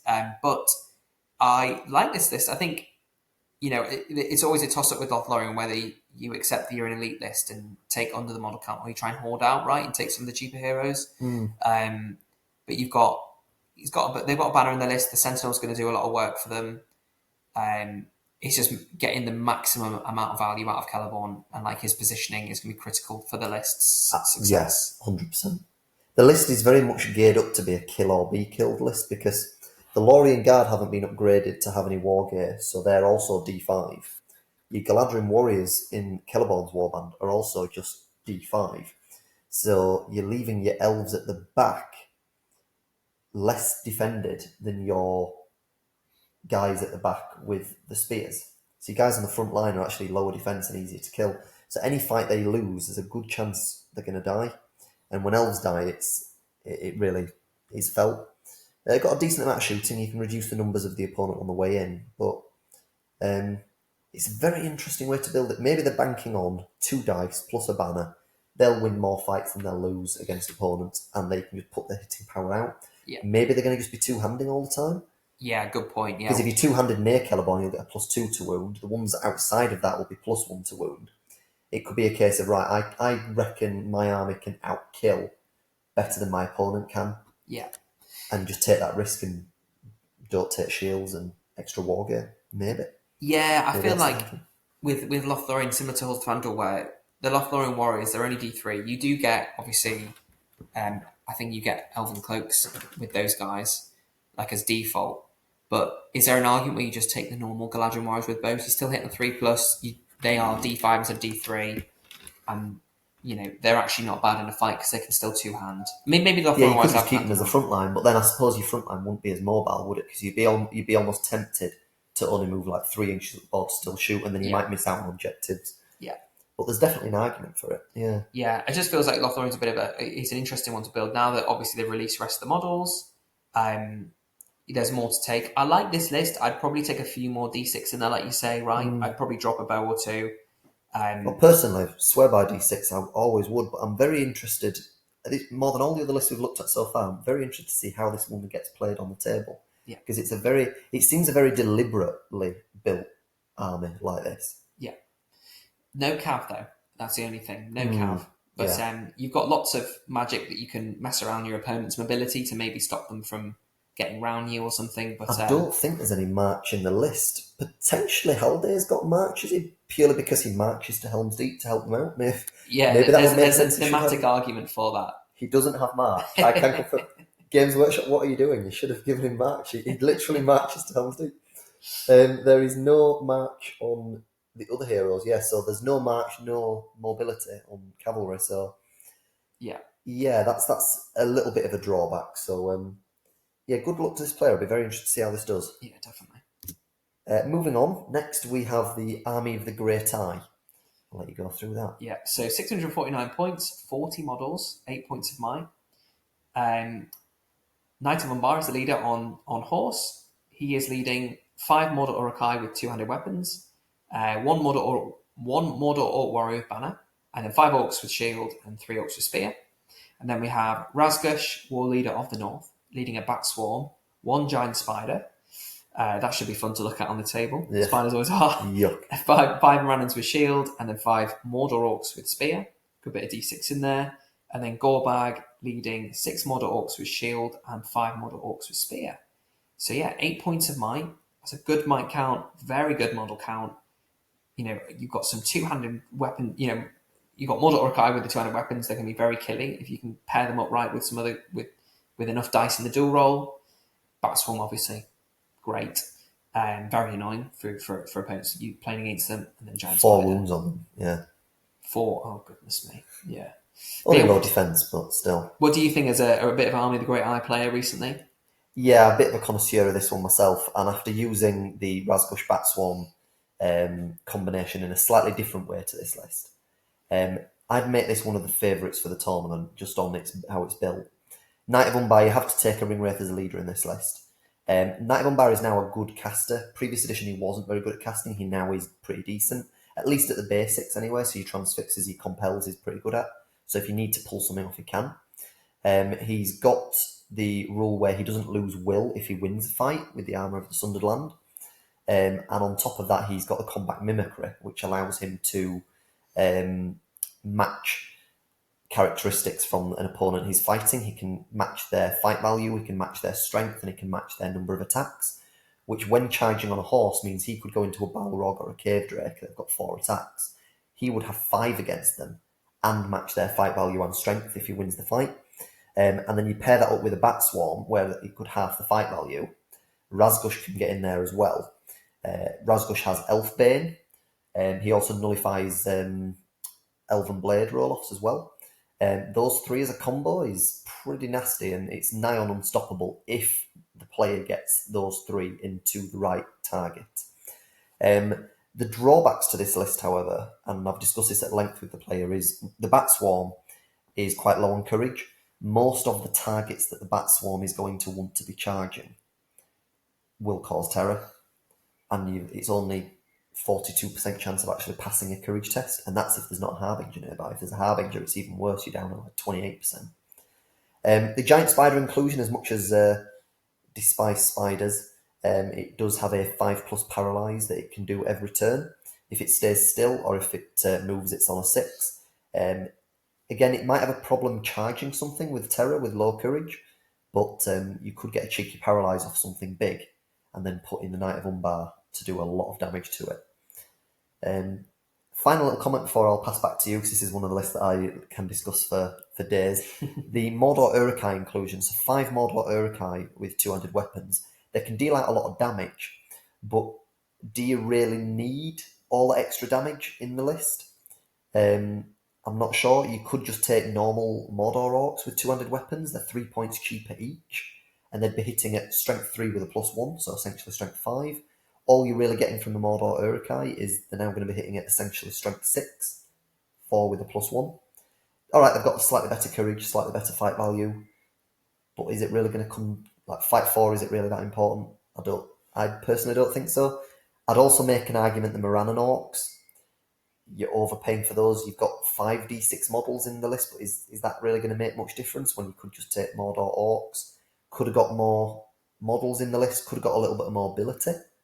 Because other than the Bat Swarm and the Spider, there's no real mobility. Could have had a Warg Rider, Morgul Knight. Could have had an extra Bat Swarm, potentially. Oh, don't encourage more Bat Swarms than this, Adam. Come on. One's enough. What's your take on this one? So, I like this list. So it's interesting when you're saying making these points. I quite like Morannons in this. I like the D6. I think evil armies generally struggle with getting high defense models in their army, unless it's like a hero or something. So being able to generate D6 within your list by taking some Morannons, I like these taking a handful. I mean, personally, if I was building Army of the Great Eye, I'd actually take more Morannons, and that is definitely not swayed by the fact that I've got like almost 50 sitting at home. But I like the inclusion of the Morannons. Good chunk of D6. At least it provides you with a bit of a shield wall if you're having to march into shooting. Yeah. I kind of agree with your point on the Mordor Uruk-hai. I think Mordor Uruk-hai is super themey, and they're great looking models. the fight 4, when I used them in the last edition, I found the fight 4 and the improved courage to be really useful. The courage is very good, yeah. I guess this is all resolved by taking Dark Marshal with Order of Command, right? Of course. Absolutely, yeah. Which I'm sure you've suggested to him numerous times. But yeah. But I would maybe drop a Mordor Uruk-hai or two, and then maybe take a couple of Orcs, because I think you could probably, with having a point spare in the list, you can maybe take a couple of extra models. But I'm just looking at warband slots. We might actually... Well, Razgush has got a few spaces. Gorbag's got one. Gorbag's got one, so maybe they're constrained a little bit by limit of... I think Knight of Umbar's got one as well. Oh, yeah, one as well, so yeah. There's one in each by the looks of it. Oh, Razgush has got 3 left, yeah. Yeah. So you've got about 5 warband slots. So again, yeah, you could reduce a few bits and get some extra numbers in there. Yeah. One thing I would commend him for, though, here is I do love the variety, as you say. Yeah. So you've got all the different troops, almost. You're missing Black Numenorians, but you've got almost every type of troop you can get as a bit of a mix. So whatever you come up against, if some armies Morannons will be better against, you've got a few Morannons. If the Mordor Uruk-hai with the higher courage will be really useful for you against what you're facing, you've got some of them in the list. It's a nice mix. The one big one is what you just said there is, as much as the Knight of Umbar is good with the rule he's got, it's going to be encouraging you to be quite recklessly putting him into big stuff. And if you just get one bad roll with the Bat's courage, or you get a bit unlucky with your dual roll against something big, your Knight of Umbar can die very easily to them. Okay, hopefully you get a paralyze off with the spider, but that's not a reliable thing to rely on. Something like Dark Marshal is my own personal choice when I'm building any list for this army, purely because he's got a 3+ Aura of Command. It gives you a 6-inch Fearless bubble, and if you take him with Razgush and the Bat Swarm, you get Fearless Bat Swarm. It can always guaranteed be charging into what it needs to. And you've got an extra Fight 6 model there as well. So if you do go into anything that's Fight 10, you've got an extra Fight 6 model, not just Razgush. Yeah. Yeah, I think I like the inclusion. I also didn't know as well that he didn't lose the will point if he won the fight or killed something. Or He's something. very, very good really now. Good. Yeah. But I think the I know obviously these are legacy, but the idea behind Army of the Great Eye, where you have to take the Wraith as a ringleader, oh goodness, as a general, which I thought was a bit constraining, but I think it's encouraging people to take different like some of the name ring race, which maybe previously we'd never see in lists. Yeah. And also as well, I think the normal, unnamed ring race are actually pretty solid if you take them on a fell beast as well. But maybe not as your leader. Yeah. But yeah, I like the list. Lots of varieties, you say, and yeah, I'd probably take a couple more D6, but otherwise, all in all, it kind of covers all bases, doesn't it? Yeah. The only thing that's shocking is he's missed the points value, 649. It's shameful. Moving on to the next list we've got here is a Minas Tirith list. Only 28 models, but we do have the whole father and son combination. So we've got Denethor leading 5 warriors of Minas Tirith with a shield, 4 Citadel Guard with spear, which is a very interesting inclusion. We'll discuss that. 1 warrior of Minas Tirith with a shield and spear. We've got Boromir on a horse and with a shield. 4 warriors of Minas Tirith with a shield, 4 with shield and spear, another with a banner, and then Faramir, Captain of Gondor, with heavy armour, horse and shield. Lost his bow, but he has got 6 Knights of Minas Tirith with him. 2 questions. 1, what do you think of the list here? But what do you think of that Citadel Guard inclusion in that warband? So the list, first of all, I like the list. It's dead themey. First of all, you've got the whole family. Fantastic. Yeah, I love that. Family day out or family weekend away, should I say. Yeah, it's coming a long way from Scotland as well, is Alex for this one. I like, obviously, I think Minas Tirith this army is the only list that you can take Faramir mounted as well, I believe. So you get to make use of maybe that very recent Made to Order sculpt that was released from the Faramir, Prince Vithilion one. Yeah, he also gives them a bonus as well when he charges. They get +1 fight all the knights. Yeah, 6 knights in that list as well. Yeah. So model count is obviously pretty low, but obviously very hard hitting. I'm not sure about Citadel Guard because they're only D5, and obviously you're generally going to be. I mean, in this edition now, when you say Citadel Guard, the first thing you think of is Irolas. That's generally how they you pair them up. I guess there's some bodyguard in there, right? I'm assuming they're bodyguard. They are, yes. So they would be fearless, but they are spears here. So you've got bodyguard on your spear supports, which is not. Maybe it's good to just tag an objective and hold it and sit on it at the start of the game. They're 9 points. I think it might be to do with the points value because he's got to 650 exactly. And if you took Minas Tirith warriors with shield and spear, they're 10 points. The Citadel Guard is 1 point cheaper. So maybe he's done that just to fit in the numbers to get to 28 models because it's already a low model count. But then would you not just take out maybe a knight or two? If you took out 2 knights, that's 30 points. You could then get 2 more shield and spear guys and have 11 points left over for something expensive. Yeah, Infantry, it's a funny one. Hard to build by the looks of it. yeah. It seemed like that. I've noticed as well. Boromir's obviously not got his banner, and he's taken a Warrior Minas Tirith banner as well. Can't take the banner in this list. Boromir. Okay, That's why. Okay, Yeah, he's not allowed right, to. that makes sense. I think. I mean, them being with this army now being fight 4 with the troops, and obviously you've got a shield wall. It's not the end of the world if you lose the fight, because if you're in shield wall, you're going to be getting that D7. He's got plenty of shields in there, so it is still going to be a tough nut to crack. And Faramir and Boromir run around on horse freely, not having to worry about notching a wound, because Denethor's the leader. It's going to be really hard to stop, if I'm honest, because they're going to have lots of mobility at the back there. 6 knights as well is quite. There's a lot going on there. 11 might to keep them charging all the time as well. It's a good might count. I mean, Boromir is really hard to bring down, and Faramir as well. I've identified, having played some like reclamations of his Gileath lists, I actually find Faramir to be the bigger threat because of the flexibility he gives your army. Especially, I think when the army is broken, he can declare like 3 heroic resolves or something every turn for free. Yeah, which is really nice because it means that obviously everyone within, I don't know how far the range is going to be passing courage tests, maybe resistant to magic as well or whatever. I believe it's 6 inches. Yeah, so it gives you a big standfast. It's an interesting list. Obviously, Mon Counts are low. They might struggle with some objective games, but they still got some good mobility in there with some 2 big heroes. But yeah, what do you think? It's a good army. I think he'll do all right with it. It just depends on if he can win some of those moves. If he loses his knights and his hitting power, you've got a lot of strength 3 that's stuck at strength 3. It can't 2-hand. It's got no bonuses. If you lose your knights or they get out of place or they're not engaged quick enough, your warriors in shield wall will probably endure, but you're not going to dish out much damage either. Yeah, I think you're relying a lot on the heroes doing the work. Denethor's much better now than he used to be, so he's been massively improved. He also has 2 might points now, so he's very useful. Yeah, no, I'm interested to see. Obviously, Minas Tirith armies always look nice on the table. So yeah, looking forward to seeing this as well. I'm sure they're going to have great fun when Boromir and Faramir run around just killing loads of stuff. Where's the one bow in this list? Am I missing it?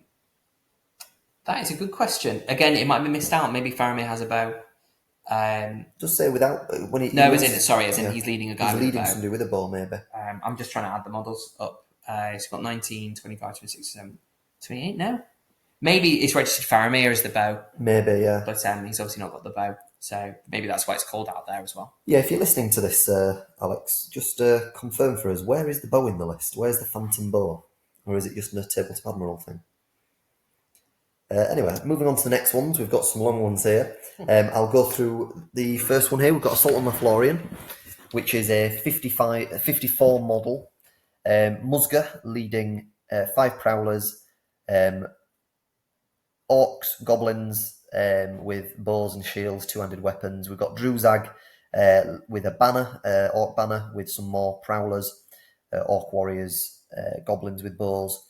There's a Wag chieftain with a bat swarm, 4 prowlers, some more Mordor orcs with shield spears, 2 Mordor orc Wag riders here with a shield as well, and a goblin shaman with 4 prowlers, 2 Mordor orcs with shield, 2 with spear, 3 goblins with bow, and a Mordor orc warrior with, I guess we'll never find out. It only has 7 might, this list, but you have got 17 throwing weapons, which is insane. That's all on the prowlers, I believe. Yeah, I mean, 54 models. I mean, that's just crazy. 650. That's rivaling that Shire list. It's close to it, and it's got better fight values for the most part than the Shire list would have. You've got no real massive big hitters other than really the Wag chieftain that Druadan is looking to enrage. You've got a nice bat swarm as well. Assault Lothlorien is not as meta as it was in the previous edition, but this is still looking like a very, very good list. The Goblin Shaman will help hold things together as well, maybe for them, for Fury for the Goblins. Musga is a leader as well, very, very good. He's got heroic defense. He can also gain will back if he gets kills in combat. He's fight 4, strength 4, 2 attacks. He can semi-reliably get kills every other turn, so it's quite easy for him to get will back. I think you've got enough models in there as well to basically crowd your opponent out from getting to Muska anyway. So you can, if you position him correctly, you can comfortably get him into some fights where it's favourable for you to retain that will to keep your magic going throughout the game. I'm not sure of the army bonus, obviously, in relevance to the previous edition. I know previous edition it was very meta, and it was quite tricky to play against. I don't know how much different it is now. I like the inclusion of the chieftain. It'd be exciting to see if he gets an enrage off on the chieftain and how good that goes. Because obviously chieftain already being fight 5 strength 6. I mean, it's going to hit like a truck with enrage, isn't it? So. Or you can even do a channeled enrage as well, because Druzag has. Can't channel. You can't do that anymore. That's last edition. Thank God. But yes, they automatically will take a wound. It's not a hit anymore. They do automatically take a wound with the enrage beast, so you can only do it a few times. The big thing that's missing from this list that it had previously is you got to re-roll any casting fails, whereas you don't get to do that anymore. So Druzag has 5 will, but it's finite. Musga has 4, but he can look to regenerate some. But it's more counting on Druzag getting those Enrage Beast off. You could also Enrage Beast the Bat as well. That is a sneaky play that catches people out sometimes. The Shaman's an interesting pick. I don't know what he's going to be doing there. He could use it for a Channel Transfix, which I believe it has, or get Fury up. I'm not sure which they would choose to use. Yeah, I think.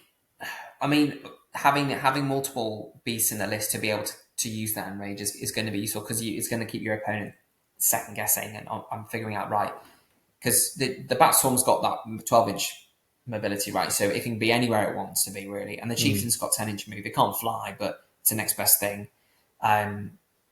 Yeah, I think I do like the fact they've nerfed it slightly where you can't reroll casting fails. I think it's balanced. That's what made nicely. It meta, because you had these really cheap heroes that were just reliably casting on 1 dice, and it was too much for you to resist. There was too many spells coming at you every turn for you to be able to resist. A big thing with this list I expect the player to do is you've got these 17 throwing weapons on the Prowlers. Because your models are so cheap and you've got such a high model count, they can be quite reckless with it, whereas they can just countercharge whenever they're not being tagged, and just who cares, throw it into combat at their own guy, because if the strength 3 throwing weapons, if they hit, they've got a decent chance of wounding stuff, and they don't really care if they're hitting their own guy, because if they do manage to get a kill on the guy they're actually intending, it's much better value anyway. Yeah, absolutely. I mean, when you've got an evil list that can make use of the evil shenanigans that you can do where you're shooting into combat, throwing weapons into combat, it's great, because if you can kill your own model to stop your opponent's heroic combating, for example, into a more favourable position, that always feels great. Having been on the receiving end of that with Treebeard, I think it's you with the Hunter Orc, that was rough. So yeah, I think it's. I mean, I like the fact that it's been nerfed. So hopefully, it's an enjoyable experience for both players. It's nice to see. Actually, I've not seen it at any event since the new edition came out. Yeah, I've attended quite a few, and at all different points levels, I've not seen it taken by anyone. Of course, we were waiting for Legacy to come out, but even since Legacy's come out, I've not seen it anywhere. Yeah. So it's definitely a lot less oppressive than it was with its magic. It still has 2 very good special rules, which is that it takes place at night, of course, when they fight. So the Goblin Bowmen are a bit more deadly than they otherwise would be, and you're nullifying your opponent's shooting, because otherwise this would get shot pretty badly. Yeah. But you also have an animosity type rule in this list, which is your goblins and orcs, if they're engaged together, actually fighting, not space supporting, actually fighting, they get a +1 to wound each. That's good. So there's more damage in combat than maybe it first appears. Yeah, it doesn't fold as easy as well. And if you've got the 2-handed weapons as well, they're going to be +2 to wound. I think the Prowlers as well have to 2-hand, I believe. So, have to, yeah. So again, and I think, do they get backstabbers as well? Or they do. So Goblin Prowlers can get multiple +1 to wound, +2, +3 very easily, yeah. Wow. That could be really nasty against some big heroes. All of a sudden, even strength. What are they? Strength 3, strength 2, strength 3. Yeah. Against D9, D10, you're still looking at 3s by 3s on a D10 model. Things like that. Yeah. That's crazy. Yeah. So we'll see how that one goes. It'll be interesting to keep an eye on. Next list we've got here is a Minas Morgul list. Tell us about it. Yeah, I'll go through this one. You've done the other one. We've got 42 models, 650 points right on the nose. We've got the Witch King of Angmar, his C version, on Felbeast with Morgul Blade. He's leading 3 Morannons with shield, 1 Morannon with shield and spear, 3 Mordor Orcs with shield, 8 with spear, and 1 Orc with banner. We have an Orc captain leading 3 Morannons with shield, again a Morannon with shield and spear, 3 Orcs with spear, a Spectre, 2 Orcs with Orc bow, an Orc drummer, that's going to be good, and an Orc banner, so 2 banners, and then an Orc captain leading 3 more Orcs with shield, 5 Orcs with spear, 2 Orcs with Orc bow, and 1 Spectre. So 7 might. It's Minas Morgul is always it's quite a competitive list. He's got a couple of Spectres in there. What do you think? Minas Morgul is very competitive. We've got the Mordor Orc warriors in this list are probably the best value troop in the game, I'd say, because you're wounding basically everything in the game on a 5 minimum, sometimes 4s. Fantastic value. You've got a good model count. Might's okay. Interesting. There's no Taskmaster in this. I've seen most people build it with a Taskmaster. It's also very interesting to see him taking on Fellbeast and the Morgul Blade choices. Not what's maybe considered the most competitive way to build this.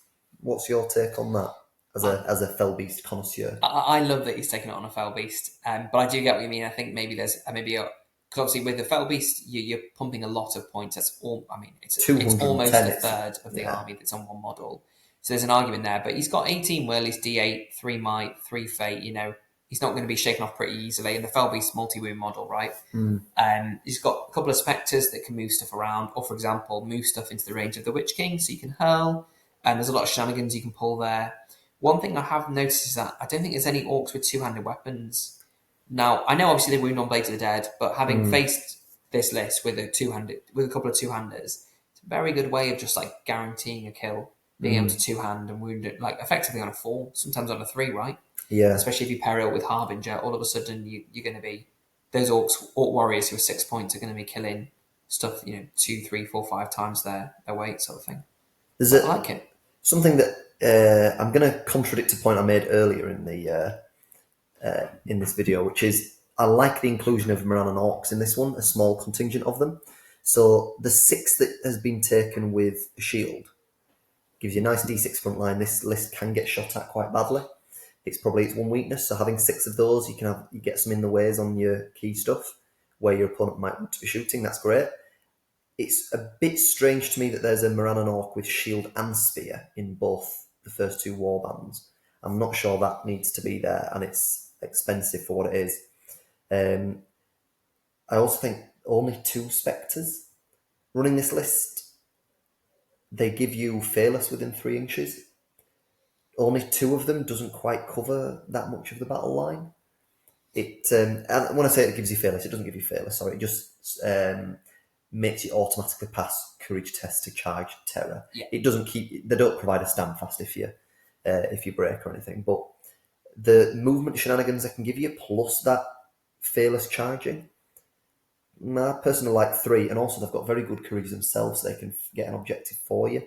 So those 2 Morannon Orcs with shield and spear, I'd maybe remove those for a Spectre and then get maybe a 2-handed Orc, like you've said. Maybe replace a couple of Mordor Orcs and change them into a couple of 2-handers. Yeah, I think I would drop. And maybe have like one probably Orc bow, and then I'd take the rest with 2-handed weapons. So where they've got Mordor Orc warriors with Orc bow, I'd probably take the 2-handed weapons instead. It might have been a points thing, but then obviously the warbands aren't fully filled, so I think there is some flexibility. There might just be model like limitations, maybe in what they can take and stuff. But having the shield and spear is never a bad thing, right? They're going to get. Do they get the +1 fight value against men? So yes, they're going to give them opportunity maybe of getting fight 4 without having to risk the guy that's giving you fight 4 potentially.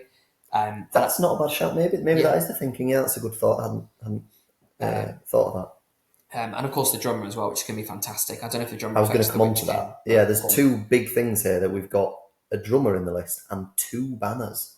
They've gone double banner as well.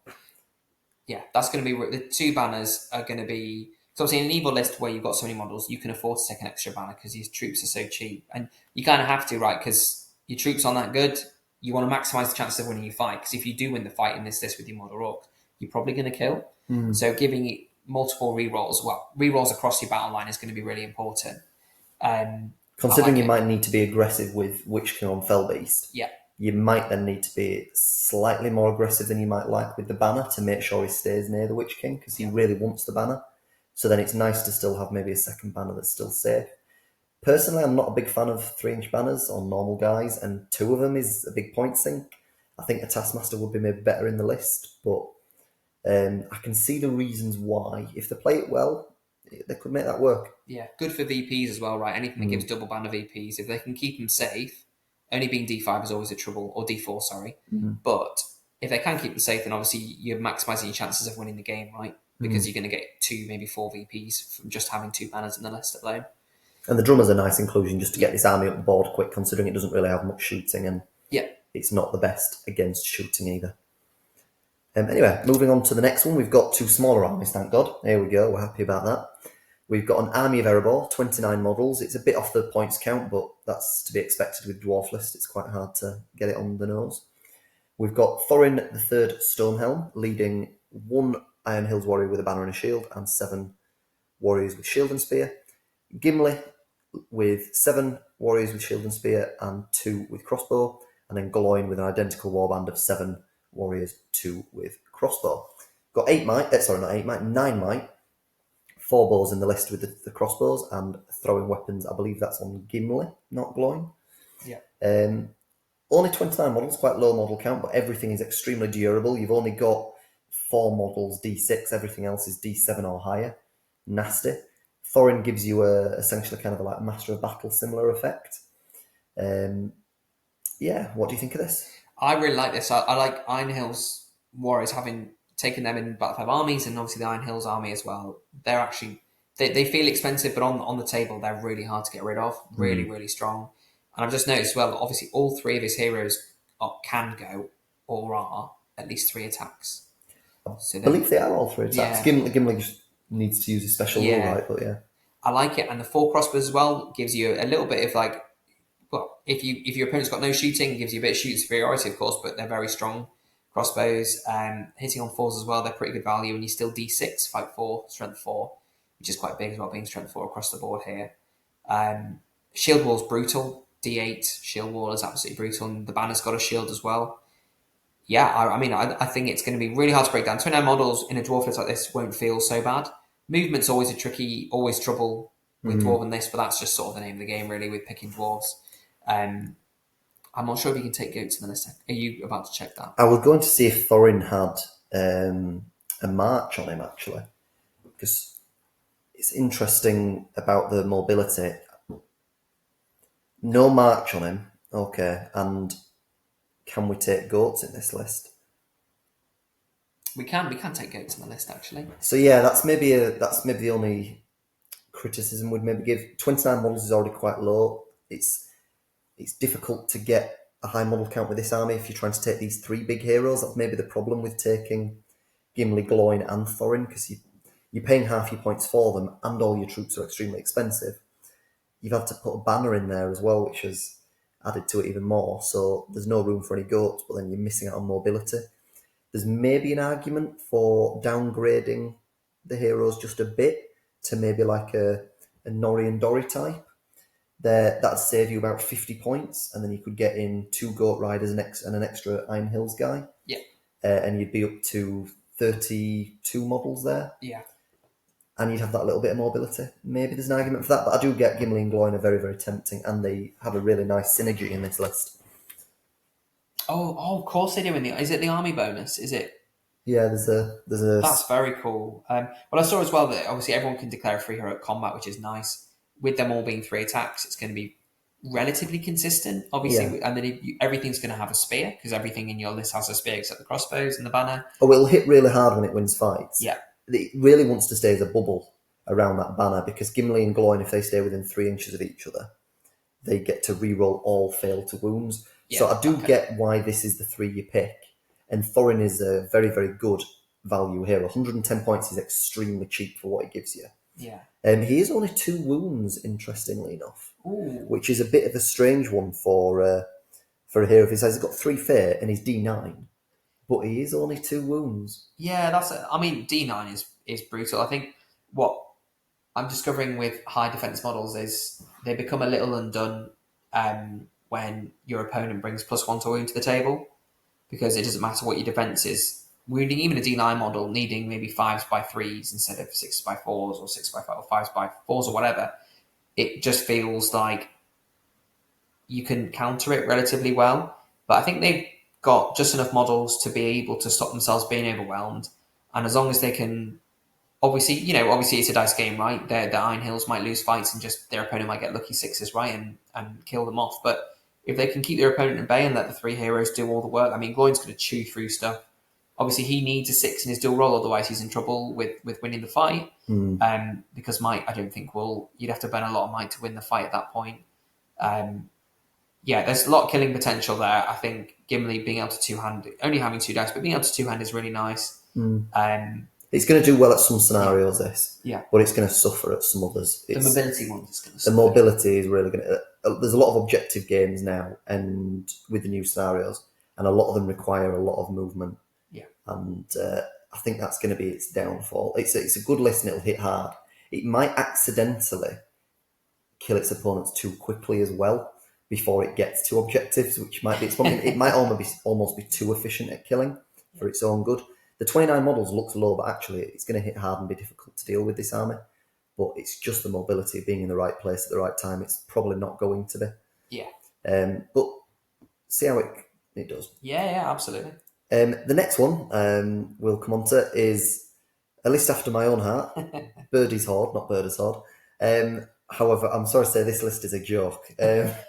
I'm sorry, it's not built right at all. However, I love it. It's amazing. It looks great. It'll be so much fun. They'll enjoy playing it.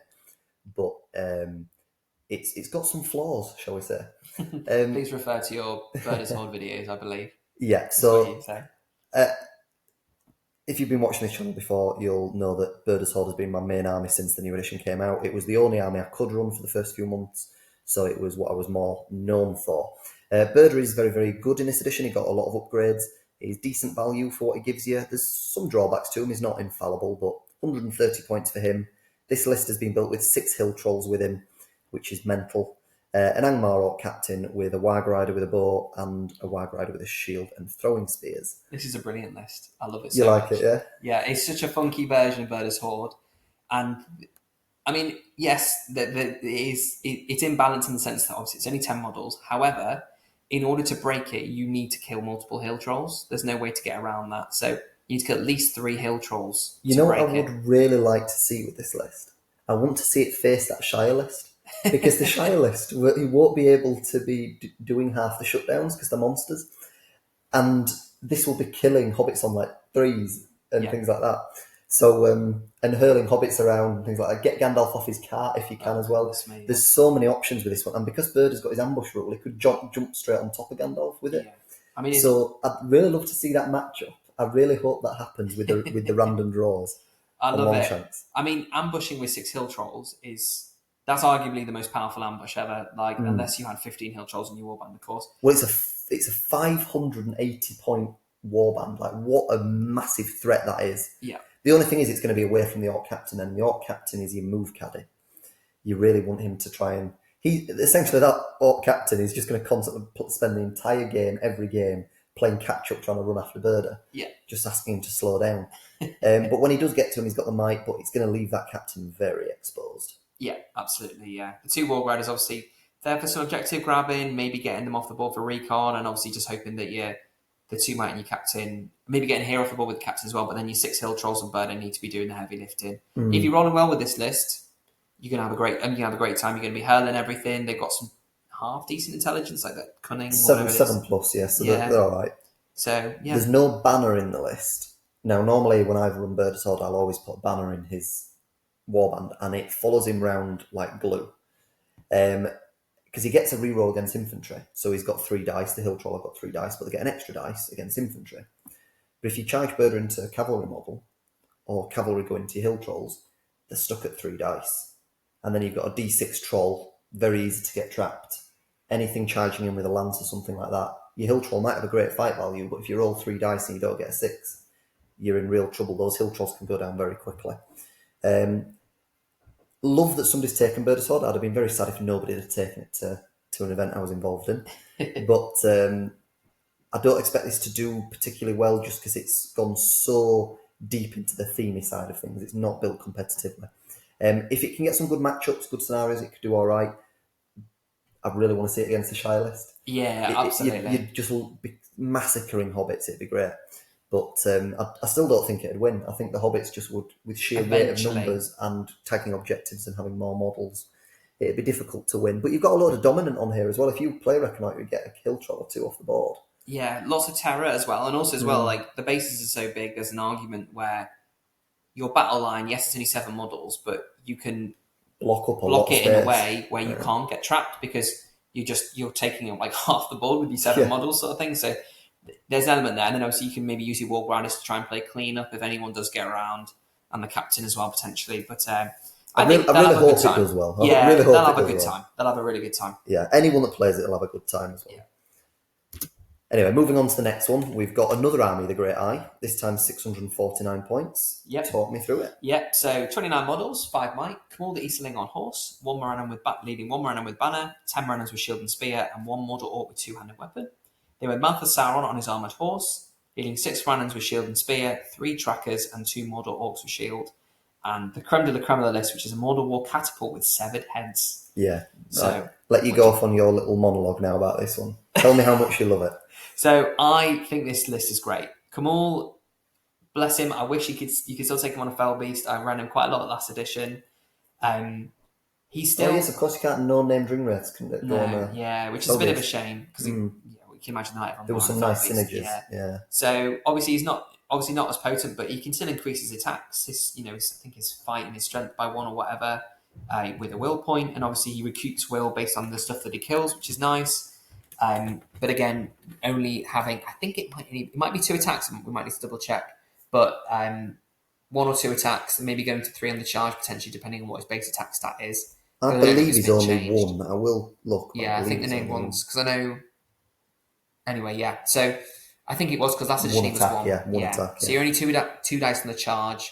He's one of the he's fight 6, right? You know, he can go to fight 6, I think, with his will point. Well, he can get up to 3 attacks, can't he? Because he can charge with his horse and get an extra attack, and he can up it with his essence leech. Yeah, absolutely. So there's an element there of getting some reasonable dice in the dual roll with him. But obviously you want to, like with all the name ring race, with the exception of maybe the Undying and Dwemer Lake, well, not just the Undying, they're quite weak in terms of like if you do lose the fight and you do take a wound, there's a chance you die. But I love the fact the Mouth of Sauron has got a bit of a buff this edition. Obviously, he's got your opponent can't re-roll ones in the dual roll within 6 inches of him. I think he's also got a 6-inch Harbinger as well. Yes, tied nicely with Khmul. If you can somehow get Khmul and Mouth of Sauron near anything that the Mordor War catapult is throwing severed heads at, for those that aren't aware of it, if you hit the target with severed heads, they take everything within 3 inches of that takes a courage test. And if they fail the courage test, they just go from the board. I think counts as a casualty. That's right. So it has the potential to do some real damage before you've even gotten the fight right, you know, especially if your army's low courage. So that's why I think we'd always recommend bring your Halbrand 6-inch Fearless banner to stop that from happening. But I think there is more people starting to look into courage shenanigans as a way of attacking the opponent. Yeah. There's things like the Golden King now that's got some very, very good rules related to that, these severed heads as well. There's some other good plays that you can play against people's courage. I think Fearless and High Courage troops is very, very useful and prevalent, or will start to become more prevalent. Yeah. With this list, I've just got to point out, I do just love that you've got all these Morannon Orcs and all this sort of thing, and then you've just got a random one guy with a 2-handed weapon that's just a Mordor, right? He's just like Jeff the little runt. Yeah. They've given him the biggest weapon, even though he's the smallest orc there. Like, easy killing power. Easy killing power on the list. So I really hope he's the one that does all the damage. Yeah, keep him safe. Brilliant. I mean, 29 models is a little low for Army of the Great Eye, but you've got some Khmul and Mouth Sauron. You've got double caster in the list, which is nothing to be scoffed at. If you can get Khmul's obviously not the best caster. And Mouth Sauron's okay, but he's got very limited will. But he can get your spells off. You can time them right. You can do some real damage to your opponent's big heroes. The Morannon, there's a lot of D6 in the list, so you've got plenty of durability in there. And against men, you're going to have a decent battle against them. I'd be concerned for this list if it faced a resistant to magic army, or anything that's pretty good at dealing with with magic, because outside of that, they don't have an answer to any sort of big hitter, big hero. Yeah. There's a lot of investment in, I'm going to have this Harbinger and Severed Heads combination work. If it doesn't, and you come up against something that's fearless, elves, good courage, I can see it struggling. So it's a bit of an all-in min-max sort of build. There's some armies it'll probably decimate because they really can't deal with that combination. Yeah. But there's others that will just shrug it off, and then they don't really have an answer. They're going to lose the grind. Yeah. I think if you're rolling well with the catapult, you can have a great time as well watching your opponent absolutely be scared. I don't know if I should swear or not, but be scared to roll courage tests, and if they fail, then it's going to go. Now, one thing with running Kamul is obviously managing his will. I think he's only on 12 will. It is really, really imperative that his will's managed, because otherwise, if you overextend him and you end up spending too much will to with the Essence Leech, you've got the Will of Evil as well, and you don't win the fight, all of a sudden you can find yourself with 5, 6, 7 will, and all of a sudden it becomes quite sketchy. It's always managing him so you can try and keep him around between 8 to 11, 8 to 12 will, which is easy said than done, of course, now that he's obviously been nerfed a little. But the thing is with these ring race, obviously he's probably the only guy that's able to get 3 attacks in the fight without using mimicry or anything. So he has some killing potential, but yeah, it's just using him correctly, and yeah. But this will be loads of fun, and plenty of run-ins in there. They've got semi-decent courage, I think, versus the Mordor Orcs. I think, is it slightly better? No, it's the same. It's the same. It's 8 plus. It's never not very mind good. then. But lots of D6 at the very least, and yeah. Funny thing I was just looking at as well, I was trying to figure out why there was 5 might. The Mordor War Catapult, it comes with 2 crew and a troll. So it's got a troll, of course. but one of the orcs is also a siege veteran. So you do actually have a random orc with an extra. He will also classify as a hero for you. So in certain scenarios where you need an extra hero, you've got an extra one there. It's quite useful. Yeah. And he's at the back of the board. If they come near him for a fog of war, you've got a flipping troll that's there to protect him. So it's quite interesting. I like that little combination. No, definitely. It's good. Moving on to the next list, we've got the Variags of Khand. Don't know if that's how you say Variags. I'm going to go with it. 644 points, so missed the mark by quite a long way there. 12 models, 3 bows, 2 Khandish kings, with 9 Khandish chariots, and then 1 random horseman to complete the list. Now, this is a nasty list to face, depending on what your army is. What are your initial thoughts on it? Well, I've never faced chariots. I've heard interesting things about them from last edition. They seemed like they were actually pretty competitive. And obviously now that Legacies have come out, it's going to be nice to see these back on the table. I think with chariots, so the only chariot I've run is the Iron Hills chariot. But 12 models, obviously, it's going to be low if you're running chariots, of course. 5 might in the list, where the Khandish King, I'm assuming, has 3 might, and the other one has 2, I suspect. Your lead has 3, I guess. Yeah, I mean, it's going to be one of those similar to the Far Harad list, where if they win a move off or they can get their charge off, then they're going to be more devastating than the camels and have a real potential to run through your opponent's battle line, especially if they're low defense. The dwarves are actually a pretty decent counter to this with their D7, D8 shield wall. The chariots can go down surprisingly easily from my own experience playing against them. The Khandish Kings, though, are very, very tough. So personally, I'd maybe consider taking a 3rd Khandish King. Reason being is each one is a 6-inch banner. The leader only gets an extra might point. I don't think he gets an extra will and fate point, only an extra might point. But he also classifies as a banner for the purposes of victory points. So the Khandish Kings are what it's all about, really. They're the ones that can do a lot of the damage. The Charioteers, you've only got 5 might in this list. They need to be charging, you need to be contesting. Any high might list is going to go through this very quickly, I think. Yeah. It needs to be facing infantry, really, in a less hero-heavy army. Maybe some of the dwarf lists that have got low might and a lot of troops, this would do pretty well against, perhaps. Yeah, I think I like the fact that Khandish Charioteers are fight 4 as well, so at least they've got some fighting ability. some durability in combat, right? And I imagine the rules and interacting with the chariots, it's probably not super simple to get them off the chariot, maybe, but like Well, the just chariots with the battle themselves, they're 3 wounds and D7. Okay, there you go. So it's just 3 D7 wounds you stick into the chariot and it's gone. Yes. Um, because in the new edition, it's like they're treated as an entire model now, aren't they? I believe so. They're actually better, if I'm not mistaken, because obviously the Ironhill's chariot, you have to strike the chariot first, and then the stuff comes out. I guess it's the same with this, maybe. It might not be, but so, yeah. So there's an element where they're actually more durable. I mean, maybe that's how you played. That's how you had to play it last edition, maybe, or you roll it in the way. So maybe it was just random anyway. But because they're quite easy to trap at D7, and with a lot more +1 to wounds and stuff in this edition, I think they will go down pretty quickly. They do impact hits. They do 2 strength 4 hits on the charge, so the chariot itself can go through a lot. And because of how far they move, of 10 inches, you've got a lot of trample ability. Yeah. But you're very reliant on it. Yeah. If it doesn't go off, they're in trouble. And also because the bases are so huge and the pivot mechanic is a bit weird. Yeah.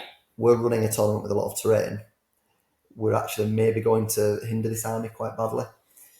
So the kings need to be on the front doing the charges because they're the ones that are more reliable.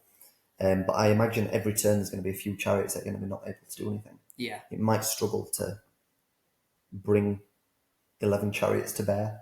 Yeah, I was just looking at the rules as well. They look like they get a once per game like Candish Fury. So once per game at the start of any fight phase, you can declare that you are using this ability as long as at least one friendly hero model is alive. If you do, then until the end of the turn, warrior models within 3 inches of a hero gain +1 to their fight value. So they go to fight 5. It's pretty nice. That's quite nice, isn't it? I guess you would maybe use it in a turn where you'd been countercharged to try and give you the advantage where if you've been trapped, at least you know you've got a chance of winning the fight if you fight 5. Yeah, if you get a lucky 6 or something, yeah. But yeah, I think, they're going to have fun. Chariots is similar to camels, right? And this where, it's, if you roll well, you're just going to chew through your opponent, but you're going to have great fun rolling all that dice. They'll catch people out just by people not being used to playing against. Yeah, so absolutely. They won't know the rules. There'll be a lot of explaining to do. Yeah. So I hope the players are well aware of all the rules going into this one. They need to know them all. Everyone will need them. Moving on, we've got a Corsair fleets army. So I'll let you do that one, seeing as though it's one you're building at the moment. So 45 models, 8 might, 14 bows, and 17 throwing weapons, which is a mental. lot of firepower. Yeah. Corsair captain, of course, with his the beefed up Corsair captain, who's had a 2-handed weapon exchanged for a crossbow instead, which makes sense. He's leading 2 Corsair crossbowmen. We've got a bosun, which again has been given a crossbow. He's leading 2 reavers, 2 Corsairs with bow, 4 Corsairs with light shield and throwing weapons, and 4 Corsairs with spear. A Corsair bosun that's leading 4 with bow, 4 with light shield and throwing weapons, and 4 with spear. 1 ballista, and then Delgamar leading 4 with bow, 4 with light shield and throwing weapons, and 4 with spear. So I like the fact that they've exchanged the crossbows, as in like they've given them crossbows. I would give the other bosun the crossbow as well. I just give them more crossbows. I was surprised at that when I saw it, that they'd only given one of them that. Yeah. But maybe one he wants to keep close behind the line as his 3-inch banner, and he just wants him as a space support. Yes, yeah. I think this list thrives on effectively shooting into your own combat. Like, it's what all you want to be doing is just like tying up your opponent and just shooting into combat with your crossbows, because they're going to do the damage for you, because they're actually big hitters, and your ballista as well is going to do a lot of work. You also get the one turn where at the beginning of the game where you get to shoot and your opponent doesn't. It's pretty cool. I think the tricky thing is with only having 1 ballista is because you have to deploy first. It's very easy for your opponent to just hide away from that. Yeah, knowing that you get to shoot at that first turn. Yeah, absolutely. It's a good point. But I do appreciate in like Maelstrom that might not be so easy, right? You might roll poorly, and your opponent might give your opponent the flexibility of choosing where they go. Because I think you have to deploy Siege Engine first before anything else, and regardless, think of priority. I can't remember what the interactions are there, but. And Delgamar, of course, giving the reroll as well, the extra reroll. And then you've got 2 bosuns unless you've got 2 banners.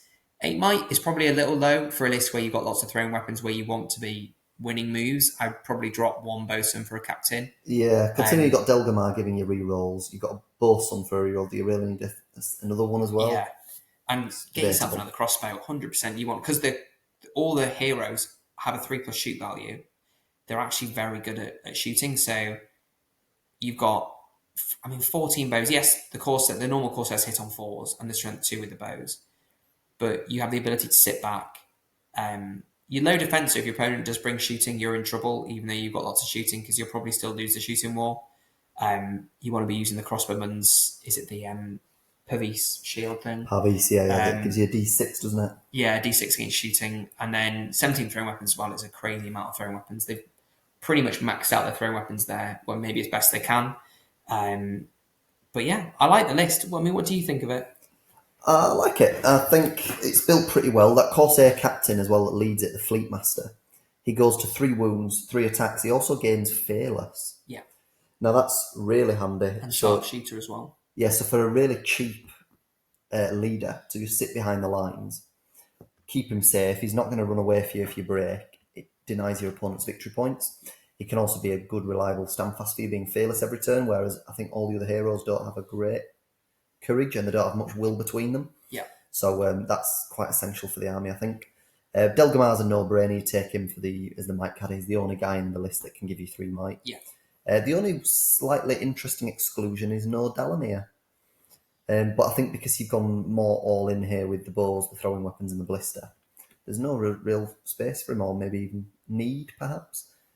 But I'd be interested to see, how do you think they'd fare against one or multiple big hitting heroes? What are you really going to do to deal with them if they actually reach you in combat, if your shooting doesn't work? Yeah, it's going to be tricky. I think, obviously, it's the right call exchanging the 2 enemy weapon with the captain, but obviously you don't really have much killing potential. The only way of killing the big things is going to be surrounding them. I can't recall. I don't know if the Reavers get backstabbers, to be fair. I don't know. They do get backstabbers. All Corsair models get backstabbers. Oh, in Corsair fleets? Oh, Yeah. okay, brilliant. Right, so there is a bit more hitting power there if you can get traps off. yes. But although this is a shooting army, it doesn't take fire back very well either. No. So if it gets shot back, you might have a lot of bows, but you might actually lose those bows pretty quickly. And then if you're running towards your opponent, probably taking more fire, I'm not sure you'll get the backstabbers off as often as you might think. Yeah, you've got enough models where you can maybe soak up a turn or 2 of shooting, but if your opponent's rolling well with their shooting, you're going to feel it, unfortunately. Yeah, it depends on matchups for this one, I think. But 45 models, still a decent model count. Yeah.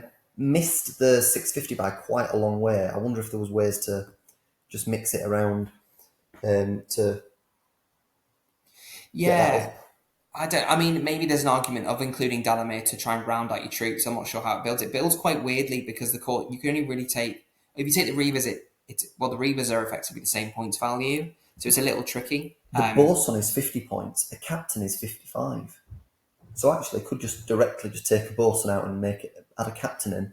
Games Workshop believes that the captain is 5 points better than a bosun. If you've got 5 points left over, yeah, maybe it makes sense to just take one. Yeah, potentially. I mean, when I've built Corsair Fleets lists, I try and fit in 2 ballistas, but then I appreciate then you may be sacrificing a bosun or maybe even Delgamar if you feel like you can't fit him in. So there's actually quite a lot of flavour in like the heroes and how you can build it. But I would definitely try and take a second ballista because one siege weapon is quite easy to predict, but then a second siege weapon, all of a sudden it's harder. You've got multiple lines of fire that are hard to deal with, and also you've got more stuff to deal with big things because they're your answer to big hitting things, like because they're going to 1-hit kill everything except anything that tells you that you can't because it's a siege weapon. Interesting that this is a ballista. It doesn't come with a siege veteran. There's no might on the I've ballista. just noticed that. That's a good point. But they get they've got some. They've got some special rules with the ballista. I can't remember. They reroll. I think ones to scatter, or you can reroll ones to scatter. Reroll ones to wound. Which is actually pretty good if you're wounding on 3s, because it means there's only one number that you're most likely going to miss out on. So they're actually pretty killy if you can get through. It does say there's a siege veteran in it, actually. It does say a Corsair siege veteran. So I'm just thinking Delgamar's got 3. The captain has got 3 as well, I believe. Or is he just... No, maybe he just goes up to wounds and attacks. I don't think his might goes up. I am wrong. Yes, sorry. His attacks and wounds go up to 3, but his might doesn't. So the captain's only got 2. There is a siege veteran with the ballista. Okay, fair enough. I'm wrong. Okay, very good. We learned something. But we're learning things, yeah. No, that's... I mean, overall, I think the list is really good. I think... I've seen pictures of this list as well. Okay. It's been newly painted for this tournament. It looks really good. He's gone with a really good paint scheme. Very, very colourful. yeah, looks really good. So that'd be nice to see I'm on the looking boards. forward to seeing that then. Yeah, absolutely. Next list we've got here is Erebor Reclaimed, 650, 31 models. We've got Thorin Oakenshield, King Under the Mountain with Orcrist. We've got 12 Iron Hills Warriors, Shield and Spear, 3 with Crossbow. Norri the Dwarf with a banner and 9 Iron Hills with Shield and Spear. And then Dorri with 3 Crossbow guys. So it's 31 models, 6 crossbow shots is nice, hold some objectives, and they're in Triangle of Doom packs of 3, which is what I always recommend. And then we've got 7 might look a bit low, but 31 Erebor Reclaimed models is nothing to sniff at, and a banner. What do you think? I like it. You've got double banner as well, because Thorin's a banner, isn't he, to dwarves? So you've got True, 2 yeah. banners in the list. And 31 models is pretty good, because you can have a pretty wide... You've got 21 guys that are Spirit Shield and Spear, so you can have a really nice wide battle line. Norri and Dorri together are very good, because Norri's already 3 attacks, and within 3 inches of Norri, Dorri gets... Or Ori, but Dorri gets 3 attacks as well. And he rerolls 1 to the dual roll, which is a nice bonus. Almost an extra little banner sometimes. Yeah. And Dorri has a 2-hand as well, so he's pretty killy if he's near Norri. And he also, don't think he suffers the minus... Oh no, that's with Ori. So I think he still suffers with the -1, but he does go to 3 dice and rerolls 1 to the dual roll, which is going to enhance his chances of rolling 6s. Norri also gives you the secondary striker as well. It's only from fight 5, but it still gives you a striker. And because he's D9 with a shield, if something gets into him late game, you can always use him as a bit of a roadblock, as 6 dice shield. Yes. And even if you win the fight, you've then got to get through his D9. Yeah. I like this list. 7 might is obviously it feels a little low in a way. That heroic march bonus doesn't feel as useful because the might's a little more precious. Yeah. But Thorin with the 3 heroic combats when he charges is always going to be nice, and he can 2-hand with his Orcrist if he wants if you wanted to just Hail Mary throw him into D3 wounds as well. Yeah. I've had that happen evil, to me yeah. accidentally, where I've sent someone like Bolgin to him and thought, oh, it doesn't matter too much if he wins the fight. If he doesn't 2-hand, he needs 6s to wound me. But then if somebody rolls a 6 and then the D3 rolls high, you can quickly take a lot of damage. Yeah, you're in trouble. Good list, see how it does. The mobility might be a bit of an issue, because as you say, the might's very precious in the list. But I like how it's been built with the crossbows. I'd maybe just say, and we discussed this beforehand, maybe just spread out the warbands a little bit more. If you get a bad Maelstrom, Dorri could just get wiped off the board very easily. Yeah. Maybe just take a few out of Thorin's and maybe 1 or 2 out of Norri's, put them into Dorri's, make it a bit more even. You could get a bad Reconnoiter roll, and half your army's not on the board as well. Yeah, no, definitely. Anyway, moving on to the next one, we've got a Lothlorien list. A very obscure way of building it. Very, very different from the normal, which I like. It's an interesting one to face. Yeah. Talking you through it, we've got 36 models. It's Haldir as the leader with Elf Bow Heavy Armour, Galadrim Warrior with bows, 7 of those, Wood Elf Sentinel, a Galadrim Knight with a bow, Rumil leading 6 Galadrim Warriors with shield, 3 Guards of Galadrim Court, Galadrim Knight with a bow, and 2 more Galadrim Warriors with Elf Spear and Shield, Galadrim Captain with 5 Warriors with shields, 1 with a banner, and 6 with a shield and Elven Spear. 7 might. It's essentially an elven horde. He's gone for all the cheaper heroes. Haldir's a reasonably good, survivable leader that you keep behind the line with his elf bow. He's got mostly an elf bow warband. Rumil's really nasty for anyone to deal with. He's now got 2 fate, which makes his heroic defense more effective. And if you need to get up the board quick, the Galadrim Captain's got some march. Yeah, I mean, I like that list. You got the 3 guards. Galadrim Court will give you fight 6. Obviously, the pikes are nice because you can stack them in a bit of a line, or you can just literally stick them behind Rumil or Haldir or the captain to just make them even more killy. I like the spread of D6 here. So we've got 8, 13, 19. I think D6 troops, which is really nice. I think D6 is just so vital, especially if you're taking good lists.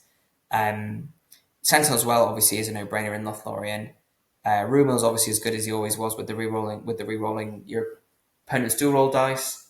I like the fact that it's built differently. It's going to be interesting to see how this fares up against the other Lothlorien list. Yeah, most Lothlorien lists now, you see Celeborn every time for his +1 to wound within 3 inches. Yeah. Bit of a no-brainer, but you can 2-hand with elves. They've all got 1.5 weapons on the front, so you can always choose to 2-hand.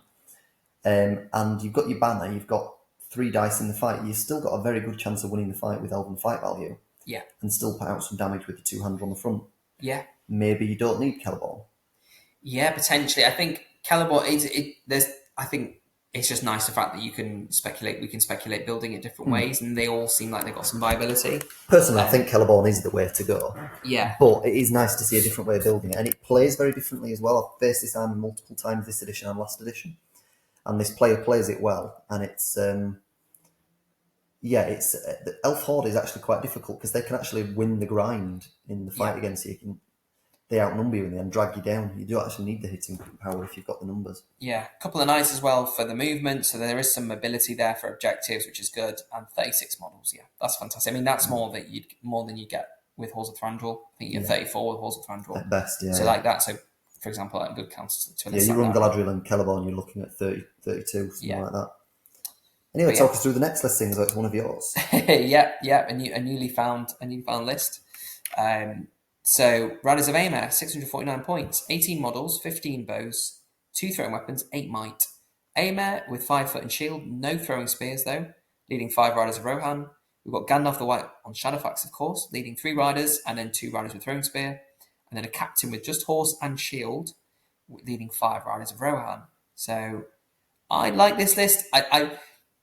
It's been really fun seeing 2 people enter Riders of Eomer because I'm looking to try and find the best way to build it.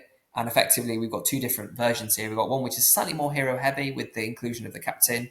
You have the other one which you've got, I think, 20 models on that list, maybe? I think it was 20, wasn't it? Which is interesting considering you've got a captain in. It's not much different, really. Yeah, I do like the list. I think with Rise of Eomer, obviously, it revolves around Eomer and Gandalf, right? If they're firing on all cylinders and you're rolling well with them, you're gonna have a really good time with the list. And the 12-inch move means that you can skirmish your opponent quite nicely. You can shoot a lot.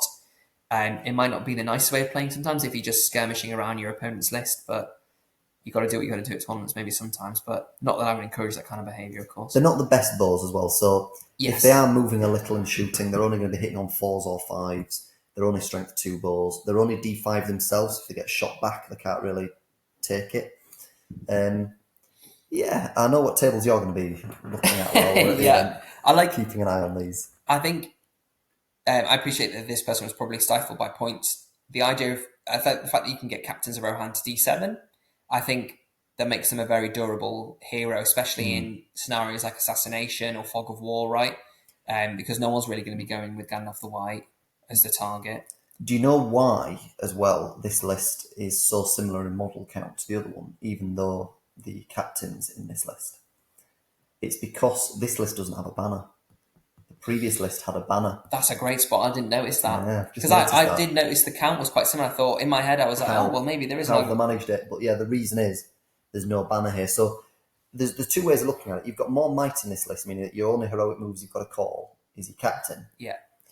So Eomer and Gandalf can save their might purely for winning duel rolls.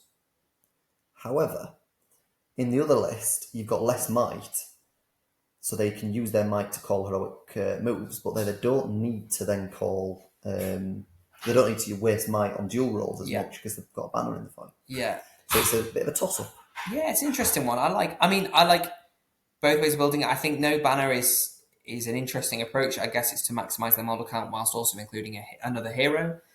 So we'll see how it pans out from. I think you maybe feel like you don't need the banner as much if you know you can commit all your models to the sun turn where your opponent's in the -1.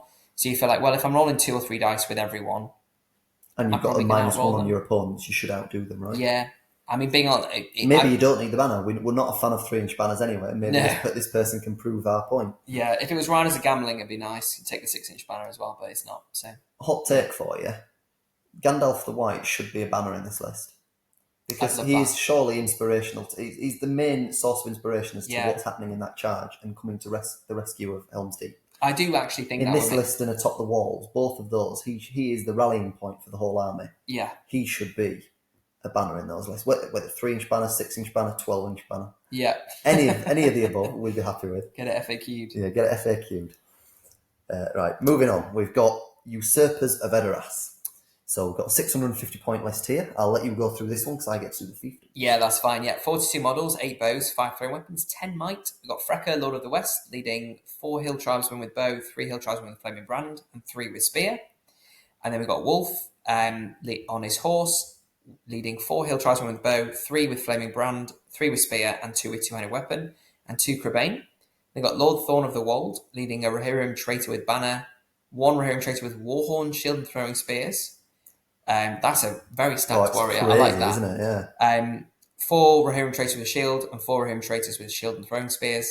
And then finally a hill tribes chieftain with two-handed weapon, leading 2 with spear, 2 hill tribesmen with spear, and 2 tribesmen with two-handed weapon. That was a lot of hill tribesmen.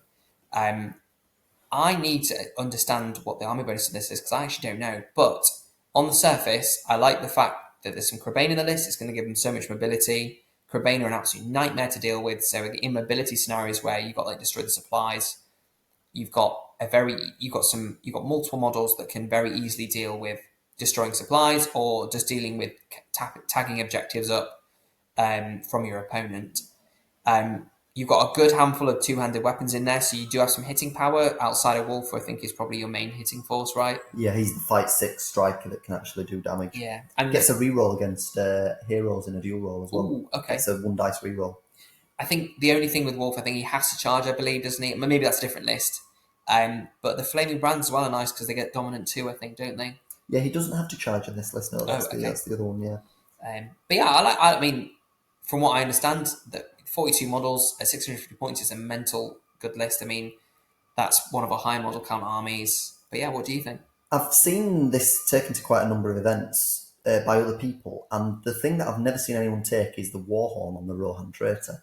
But I actually think it's a fantastic take because everything in this army is pretty low courage, and it really bolsters that up a lot. Frecker isn't the most survivable leader.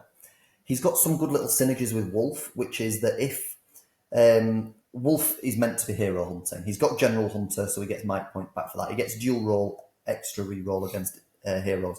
He's fight 6, he's got strike, he's got a lot of fate and everything. He wants to be going into big heroes.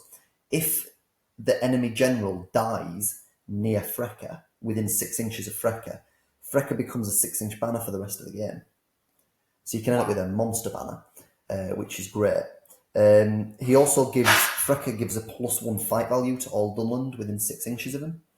So you've got fight 4 on them all as well. But your big problem is the fight 4 is rubbish if nothing's able to charge. Yeah. So that Warhorn is a really good take. Yeah, it's a bit of a rogue pick. I think the ability to do, I think it gives dominant as well. I think if you activate it 1 turn, everything gets, or a good chunk of things get dominant. So yeah, I think it's a good list. I mean, 42 models. I've never faced it myself. Obviously, I've seen it, and I have seen this army, and it looks great. It's probably the quickest army to die, sadly. Yeah. Because everything's like D3 and lower, other than the Rohan guys. Yeah. Not D3 all lower, just D3. Yeah. But they all die very, very quickly. You're relying a lot on Wolf here. Also, interestingly, no tag. So there's no Master of Battle, no heroic defense. I think that's maybe an omission that I wouldn't agree with. Yeah, but maybe that's then allowed them to take something like the Warhorn right in there potentially. But yeah, I like the hill tribesman with the two-handed weapon. That's going to give you strength 4, I guess, with the two-handed weapon. So it's a real nice mix of troops. How it's been put together. Composition's very good. Yeah, no, it's good. Good list. Yeah, and then next one we're going to move on to is the fiefdoms. So 649 points, 30 models. We've got Mr. Imrahil on his armoured horse with a lance, 6 knights on Delamrath on foot, 3 axemen of Losnak, Angbor the Fearless leading 3 clansmen and 3 axemen, Forlong leading 3 clansmen, 2 axemen, and then Dwinhere the Coward with 6 Blackroot Vale archers, with no spears or anything, just base 8-point models this time. Interesting army. Love a bit of fiefdoms myself. Angbor's now been massively improved from previous edition. Extra fate point. He now has Mighty Blow as well, so can do a lot of damage. Still a striker. Forlong's quite expensive for what he does. His horn is useful for the army. The special rule part of the Warhorn isn't really doing much. Imrahil's the only mobility, but he does give fight value and a banner to the knights at least. But otherwise, there is no banner in the list. What do you think? I like this. I've just noticed Imrahil's on horse and he's got a lance as well. I like this. So I like this. Obviously, Axemen I think are great. Obviously, you've got 4 along the list. They're going to be rerolling 1s in the wounding roll, I think, or in the dual roll. But so an Axemen are great because you can 2-hand with them as well. They give you lots of flexibility. Angbor, having been the receiving end of Angbor, he is an absolute joke. Two Fate is absolute. Two Fate has like changed the way that I think I've Totally how you've you played play him, Yeah, because you can be a bit more reckless with him, which is great because he's Angbor the Fearless, and you want to be throwing him into things. You've got the 6 Battery Veil, so you've got a little bit of shooting, so you can call some heroic shoots. You've got 10 might on the board as well, so you shouldn't be afraid to be calling those heroic shoots to maximise some shooting damage. With Forlong no longer having his horse, he's kind of lacking that hitting power. Strength, Yeah. he's only 5'5", no strike. Really, he's just going to be sitting behind the lines. He's your heroic mover. Yeah. You could even call the odd cheeky heroic shoot with him early on and save Dwinhair's might for actually wounding and shooting. Yeah, and heroic defences as well. And heroic defence if you want that in the game as well, yeah. But yeah. Forlong's might's the one that's less important in this list. Angbor's is the one you really want to save. Yeah. Imrahil's your guy that can go into the big stuff. And he's probably going to be your distraction carnifex for the most part. But as long as he's near your line, he's at least providing a banner to people. For some of the army, anyway. Angbor does allow all the clansmen to re-roll ones in the dual roll, so he's kind of a little banner. Okay. But he's not great. Like, he previously wore the banner to all of them, so he's been downgraded in that regard. But still useful to have. But yeah, I mean, Modern Cotton's obviously a little lower than potentially average, but Imrahil's obviously an absolute beast, and you've got quite a lot of heroes in that list that are going to do some damage as well. Yeah, Forlong is strength 5, I think. So if you do get him in, you would definitely agree. You would have him at the back. Because he's the only guy with 3 might that maybe you don't really want to be throwing in anyway. Yeah, either goes into fight 4 troops, or you send him in with Imrahil or Angbor into the same fight, and they can help him win the fight. Yeah, but your troops have lots of killing capability of the clansmen, two-handing the axemen. You can two-hand with them if you want to. Oh yeah, the +1 to wound on the charge. So if you win a move off in this army, and all your heroes charge, the entire army's getting +1 to wound here. Yeah, +1 to wound. Yeah, and then can you stack that in some way, or is that been? You can stack that, but you'd have to take. It's all about the same keyword. Right. I see. So Dolamroth only get it if a Dolamroth hero charges. But you can have multiple Dolamroth heroes if you took captains. So you could have, if you took Imrahil and 2 captains, you'd have +3 to wound. Yes. It does stack. But sadly, there's no extra hero for Lamadon or Lozanak or Blackroot Vale. Yeah. So all the others only ever get a +1. But Dolamroth can technically, their infantry anyway, can get up to like +3, 4, however many captains you want to fit in. Yeah. No, it looks good. I mean, yeah, they're going to have great fun. Obviously, lots of theme in the list. So yeah. Yeah, lots of colour in that army. Yeah. Right, we'll move on to another Minas Morgul list. So we have 47 models for you to go through there. Yeah, so 5 more than the previous one. So we've got Witch King on horse this time. So the difference there with obviously taking... Oh, you can already see that, right? Witch King on horse has meant that they can take extra models. He's leading 1 Spectre, 1 Drummer, 5 Orcs with Shield, 5 Orcs with Spear, 1 Orc with Banner. We have a Mordor Captain leading 5 Orcs with Shield, 4 Orcs with Spear, and 1 Spectre.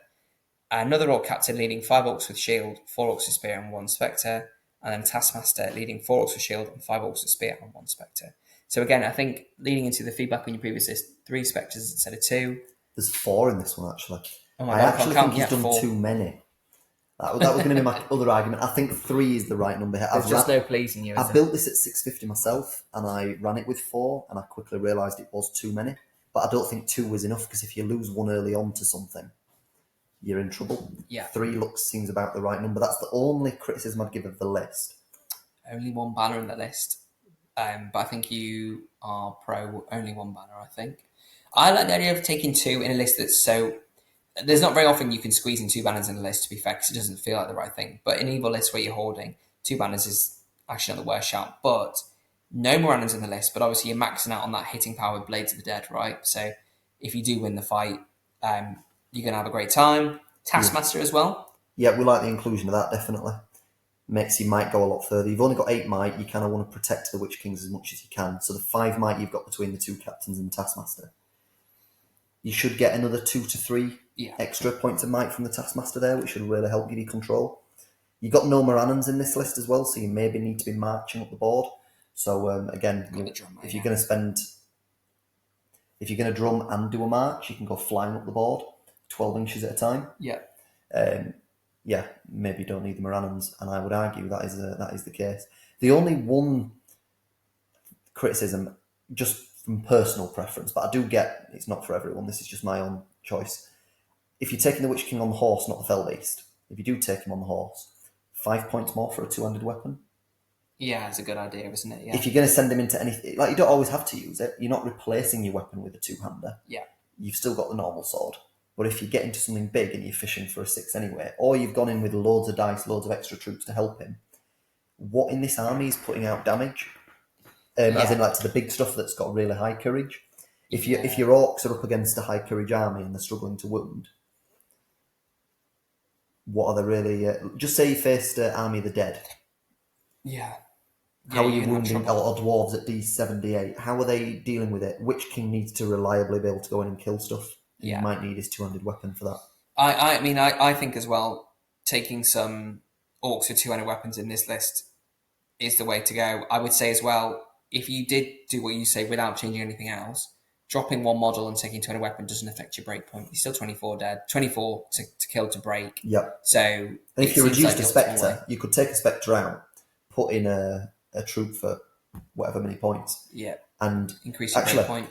He's 3 points short anyway. So if you took out the Spectre, that'd give you 18 points. You could get 2 orcs for 12 points and then 5 points for his two-handed weapon. Yeah. And that would optimise it. That would actually give you 48 models, which gives you a 25 to break. So it gives you an extra one before you break, and it'd give him that two-handed weapon. Yeah. I think that's the only criticism. I think it's just because this player, I know, who's taking this, they've not had enough games of the new edition of. So they're a fantastic player. I make them one of the favourites for the tournament, but they've not played enough games in this edition with this army to know that maybe 4 Spectres is too many. So many intelligence tests though, right? Fell something or other. So light is in them or something. Yeah, so there's going to be lots of intelligence tests being made throughout the game for their opponents. However, watch them win it with this list and prove me wrong that 4 Spectres is the way to go. And they can tell me afterwards it'll be the Spectre that's the extra Spectre that won it for them. Yeah, more power to them if they do. Yeah, totally. Next list we've got is Host of the Dragon Emperor. So we've got a 650 point on the dot, 31 model army. Dragon Emperor has to be taken in this with an Easterling Cataphract with a War Drum, 10 Black Dragon Warriors with a Halberd, 4 Dragon Cult Acolytes, and 1 random Easterling with a shield. And then we've got Ratabi with 10 Easterlings with Halberd and shield, and 3 with a bow. 31 models, it's quite low, but it is elite. You've got the +1 fight value, you've got the nice big banner, you've got a lot of two-handing wounding potential as well in here, and a 3+ Master of Battle on Ratabi, which, don't get me started, should not be the case. Everyone else got an increase to their Master of Battle, Ratabi didn't. It's disgusting. Should do pretty well. The only problem with the list is you don't have much mobility. There's only the 1 Cataphract. Yes, it's a War Drum, you can move your bubble up quickly, but it still needs to stay as a bubble. It doesn't want to split up, it doesn't want to spread out and hold objectives. The 3 bowmen I like, actually. They will just sit on an objective at the back, which is good. But I think late game, you're maybe going to either, even if you win games, you're maybe going to struggle to maximise your victory points. Or you might just lose because you might win the battle, you might even kill your opponent too quickly, a bit like Alyssa was talked about earlier. But you've not got into the places you need to be for the objectives. Yeah, I tend to agree with that one. I think, you've got some +1 to wounds smattered in there, haven't you? For good measure, but you've got fight 5. And obviously they love to exist as like just a block, right? They're a bubble army. So if you just go against this head on, this is going to win almost every time against almost everything. So Death, for instance, something like that, it'll do rather well. There's some scenarios that do very well, 100%. But there's some other scenarios where the fact you're very constricted to stay in your bubble, it's really going to hinder your ability to score victory points. So even if you win, you might only get small victories. Yeah, and not to forget, outside of how good the troops are, got a couple of Dragon Cult Acolytes, which is nice to see because I didn't think I saw a lot of those last edition. And then you've got... There's definitely some viability there with them, yeah. And then, obviously, the Dragon Emperor, I think we've all at least seen that at tournaments, if not played it. And then Rutabi, yeah. So, yeah, I mean, 31 was a little low, but it is an elite list, so you can afford to take a few less. I do think it is going to be a case of managing your games, though, and going, right, how close are my opponent to breaking, or how close are my opponent to quartering, because I need to make sure that I don't do that. A lot of your list can, I think, shield, or maybe not. The Black Dragons just have halberds, or do they come shields as standard? So maybe you can't shield. They come with shield as standard. Okay, so you've got the ability to shield across the board. Who? Sorry, were we talking the Black about? Dragon Warriors. Sorry. No, they don't come with a shield. No. Right, okay. So only the halberds, so only D5. I know, I don't think, they won't benefit from shield wall as well, will they? No, so I'm assuming they're wanting these guys on the front, the Right, I see. Ratabi Okay. Warband Easterling Warriors, because they've got halberd and shield. They'll be D6, and then you'll have all the halberds at the back just providing the fight value. Yeah. They'll do their best to keep people away from the halberd, but the big problem is, because it's a bubble army, and it's low model count, once it starts getting enveloped, the D5 will suddenly be in the fight, and they'll be getting killed very quickly. Yeah, you can't shield with them, can you? So you're going to have one dice in the Yeah. fight, potentially. With all the games we've had when you had your Muster of Isengard army, Oh, any bubble army, as soon as it starts getting enveloped, you'll be getting trapped in there, yeah, and at D5, everything's going to die really quickly. yeah. It's So rough. this needs to be played very, very carefully. Also, I wonder, I know they've almost maxed the warband space, but I wonder if there was maybe an argument for not Ratabi and going for Brogear. You go from 3 might to 2 might, going down from Ratabi to Brogear, and you also lose the Master of Battle. But this army doesn't really care if it goes first or second that much, because all your heroes are generally safe at the back. And if you have Brogear and Dragon Emperor as your 2 heroes, even more so, you're actually just relying on your troops doing the grinding. Yeah. And Brogear will give you another option. He's also a lot cheaper. I think he's 90 points, maybe 100. You could get in a couple of extra guys, maybe, or you could upgrade things to get you a couple of cataphracts to give you a bit of mobility to jump out towards the end of the game. Yeah, definitely. Although I don't know if that is the right way of building it. I'm just speculating and spitballing a bit. I don't think you should encourage people to take Brogear purely because of Tremor. The Tremor is absolute awesome, nightmare. when it goes off. But yeah, no. And if he rolls a 6 when he casts, he doesn't spend the will. Yeah, I've seen that. Yeah, they roll like 3 dice at it and then get 2 6s in there. Yeah. It's like, oh, for God's sake, he's got a load more will for next time. Yeah. Is he a Fortitude, Brogear, or is he... I think he's Fortitude. So let me just have a look. If he was a Valor, it'd be a no-brainer. I'd say he would be a I'd take. say you max out your model count. I assume he's probably a Fortitude, but we will just quickly check it out. But yeah, I think... Yeah, I mean, Brogear gives you that extra dimension with some spells, right? Which obviously you've not really got shooting in this list. The Host of Dragon Emperor is, without Brogear, is typically predictable in the sense of you know your opponent's going to come at you in a bubble because that's where they're most effective. So Brogear, including Brogear, would give you that extra dimension. He is a Fortitude as well, just to confirm. Right, makes sense. He's only 80 points. I thought he was 90 or 100, so he's even cheaper than I thought for how good he is. Well, you could put... I mean, there's 2 slots in the Dragon Emperor's Warband, but I don't think you would get enough points to make 650 with just those 2. So I think Rutabi is obviously the right call. Plus, as well, Rutabi is an absolute beast. So as an aside, she's... There is also a very slight argument. I'll just put it out there, even though I'm going to immediately counter it at the end. If you did do something like that and you did Brogear and Dragon Emperor, it'd give you more points. You could get 1 or 2 Wardrakes in there. Now, the reason I'm saying that is the bit I don't agree with and why they're not very good is they're only 6-inch movers. There should be 8 or 10 really for what type of creature they are and how they move. But the dominant 2, they're also 2 wounds and they've got decent courage. So if you got them into an objective late on in games, dominant 2 and 2 wounds, they're quite hard to get off it, which is quite good. They still fight 4, which is pretty nice. They've got the slow-acting venom. If you did get the Dragon Emperor into a big hero and you actually want to fight against them, you can do the slow-acting venom and you reduce their fight value on attacks by 1 for the rest of the game. It's not always going to go off. It's quite hard to. It's situational, but a good player can make 1 or 2 of them work quite well. Absolutely. So there's maybe an argument. If we had Brogear in the list, we'd be able to get this to 32 models, not 31, because you'd max out both warbands. Yeah. So you'd get 1 extra model, you'd have magic casting, you'd be a might point and a master of battle down. But I don't think the army needs it that much, but you could also have slightly more elite, better troops that'll give you more options. Yeah. So there's a bit of a trade-off there. Anyway, moving on to the next one, we've got another Lothlorien. This is the 3rd Lothlorien. I think there might be 4 in the tournament, maybe 3. Maybe 3's all of them. Oh, potentially, yeah. But here we go. You talk us through this. Yeah, so we've got 31 models, 10 bows, 6 points of might. We've got Galadriel with the mirror this time. It's good to see. 1 Galadriel with banner, 4 Galadriel warriors with shield, 4 with shield and elven spear, 3 with elf bow, and then 1 knight, Galadriel knight with elf bow, and 1 Galadriel knight with shield, and 3 guards of Galadriel court. That's the longest warband with small troops. Thrown out so much variety to mess. I love that variety. but yeah, and then we've got Celeborn leading 1 Galadriel knight with elf bow, 1 knight with shield, 5 Galadriel warriors with off-bow, and 5 Galadriel warriors with shield and spear. What do you think? I think maybe the most competitive one we've seen in terms of the build for the two heroes. It gives you a lot of negating towards your opponent. Mirror of Galadriel does 2 great effects for you.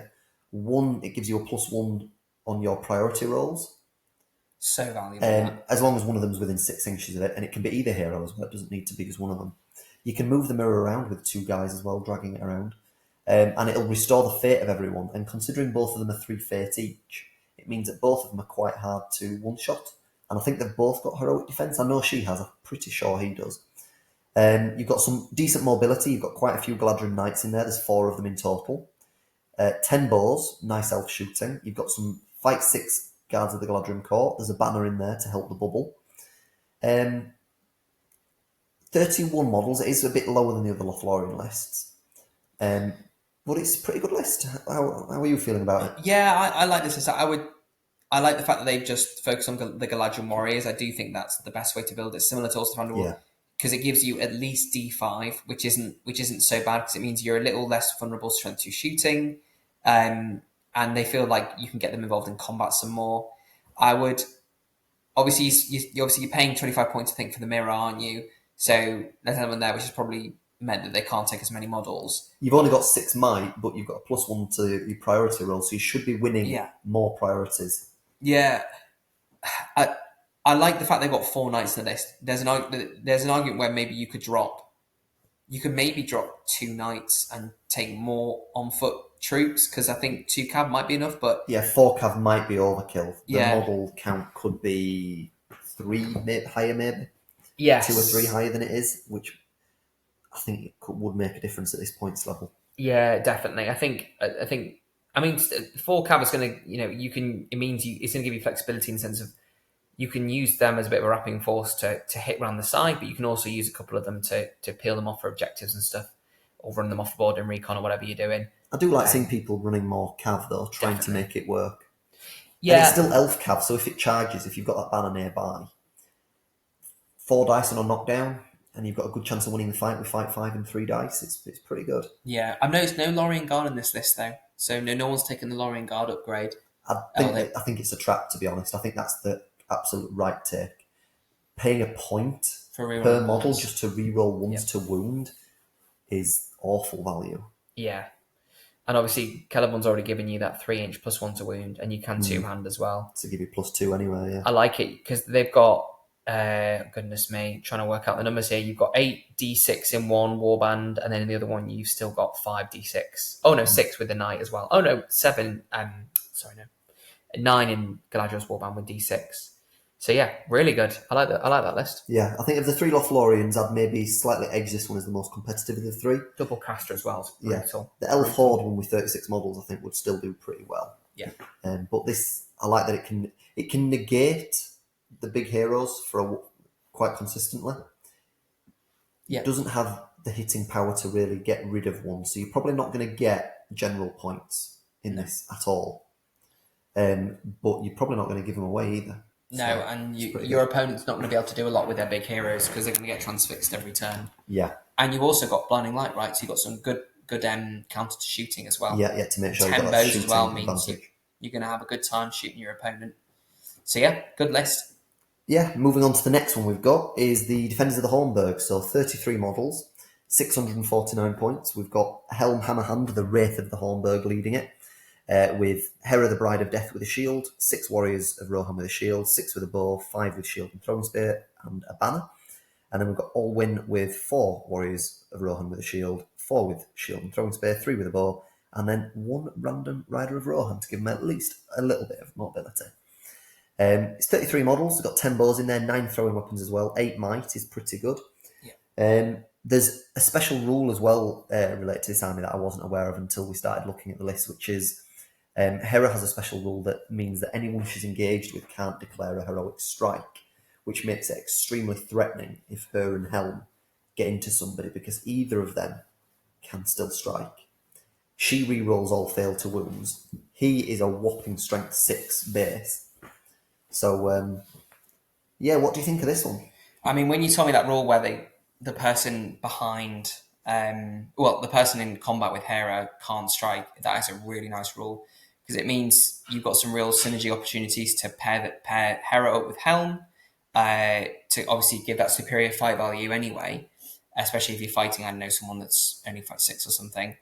33 models is like almost on the average model count, 8 points of might, and I think free hero combats from Helm when he's charging. Charging. So, and obviously, and they've thrown in a rider as well just for a bit of mobility, so that's good. Yeah. The Warriors of Rohan are just there, they're sort of just fillers really. Warriors of Rohan, they're not particularly, they're not going to do anything crazy. But the throwing spears, they've got 9 throwing weapons. That's not to be scoffed at. Strength 3 as well means that you're going to notch a few wounds on D5 and stuff, and the odd wound on D6s or whatever. But yeah, there's a really interesting rule with this army as well. A bit of a niche one. It won't come off very often, but when it does, it might be pretty spectacular. Which is at the start of an end phase where Helm has killed a hero or a monster. Everyone within 3 inches of him, any enemy within 3 inches, has to take a courage test. If they fail, they all have to move their full move distance directly away from him. So if he kills a hero or a monster, so just if he faces that Birder's Horde list, for instance, he's fight 7, they're only fight 6, the Hill Trolls. If he kills one of them, all the Hill Trolls within 3 inches are going to be taking a test, and if they fail, they all move directly away from him 6 inches. It's like an instill fear from the last edition. Isn't it? Everything scatters. It's only situational, it's pretty good. This entire list gets dominant 2, by the way, every single warrior. Wow. Also dominant 2. So 33 models, but it can be more than that on objectives. Helm himself is like dominant 4, which is mental. The only thing with Helm, and the big drawback to him, on top of the fact he's got low defense, none of his might affects other people, he's got 1 fate. There's many drawbacks. But his biggest drawback is 180 points for him, he's only got 3 attacks. And he's stuck at 3 attacks. There's no monstrous charge, there's no knockdowns. He can probably win fights against stuff.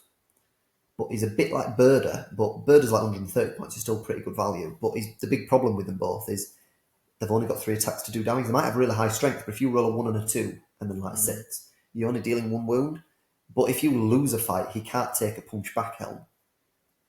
He's not going to be one-turning stuff very often unless he's got Hera or somebody helping him. Yeah. That's his big problem. Yeah. And for 180 points, he's just too expensive. But there is some really cool rules in the army. It'll be really fun. Yeah, and I'm really hoping the player that's taking this is going to get more than 0-0 draws and 1-1 draws. Yeah, as he usually does. Fingers crossed. Tembos as well. So yeah, they'll they only hitting on 4s, right? But it's a very nice spread. This list. I have been assured that new army, new him. Yeah. He's going to be playing new more aggressively for victory points. New approach. We going for will 20 nils. See. We will 20 see. nils. Right, next one we've got Cirith Ungol. So we've got 40 models in this one, 9 might. So we have Shagrat, obviously as leader, leading 9 Mordor Urukai, and then 3 Mordor Urukai with 2-handed weapon. Then we have Gorbag, of course, leading 5 Mordor Orcs with shield, 5 with spear, and 1 with a banner.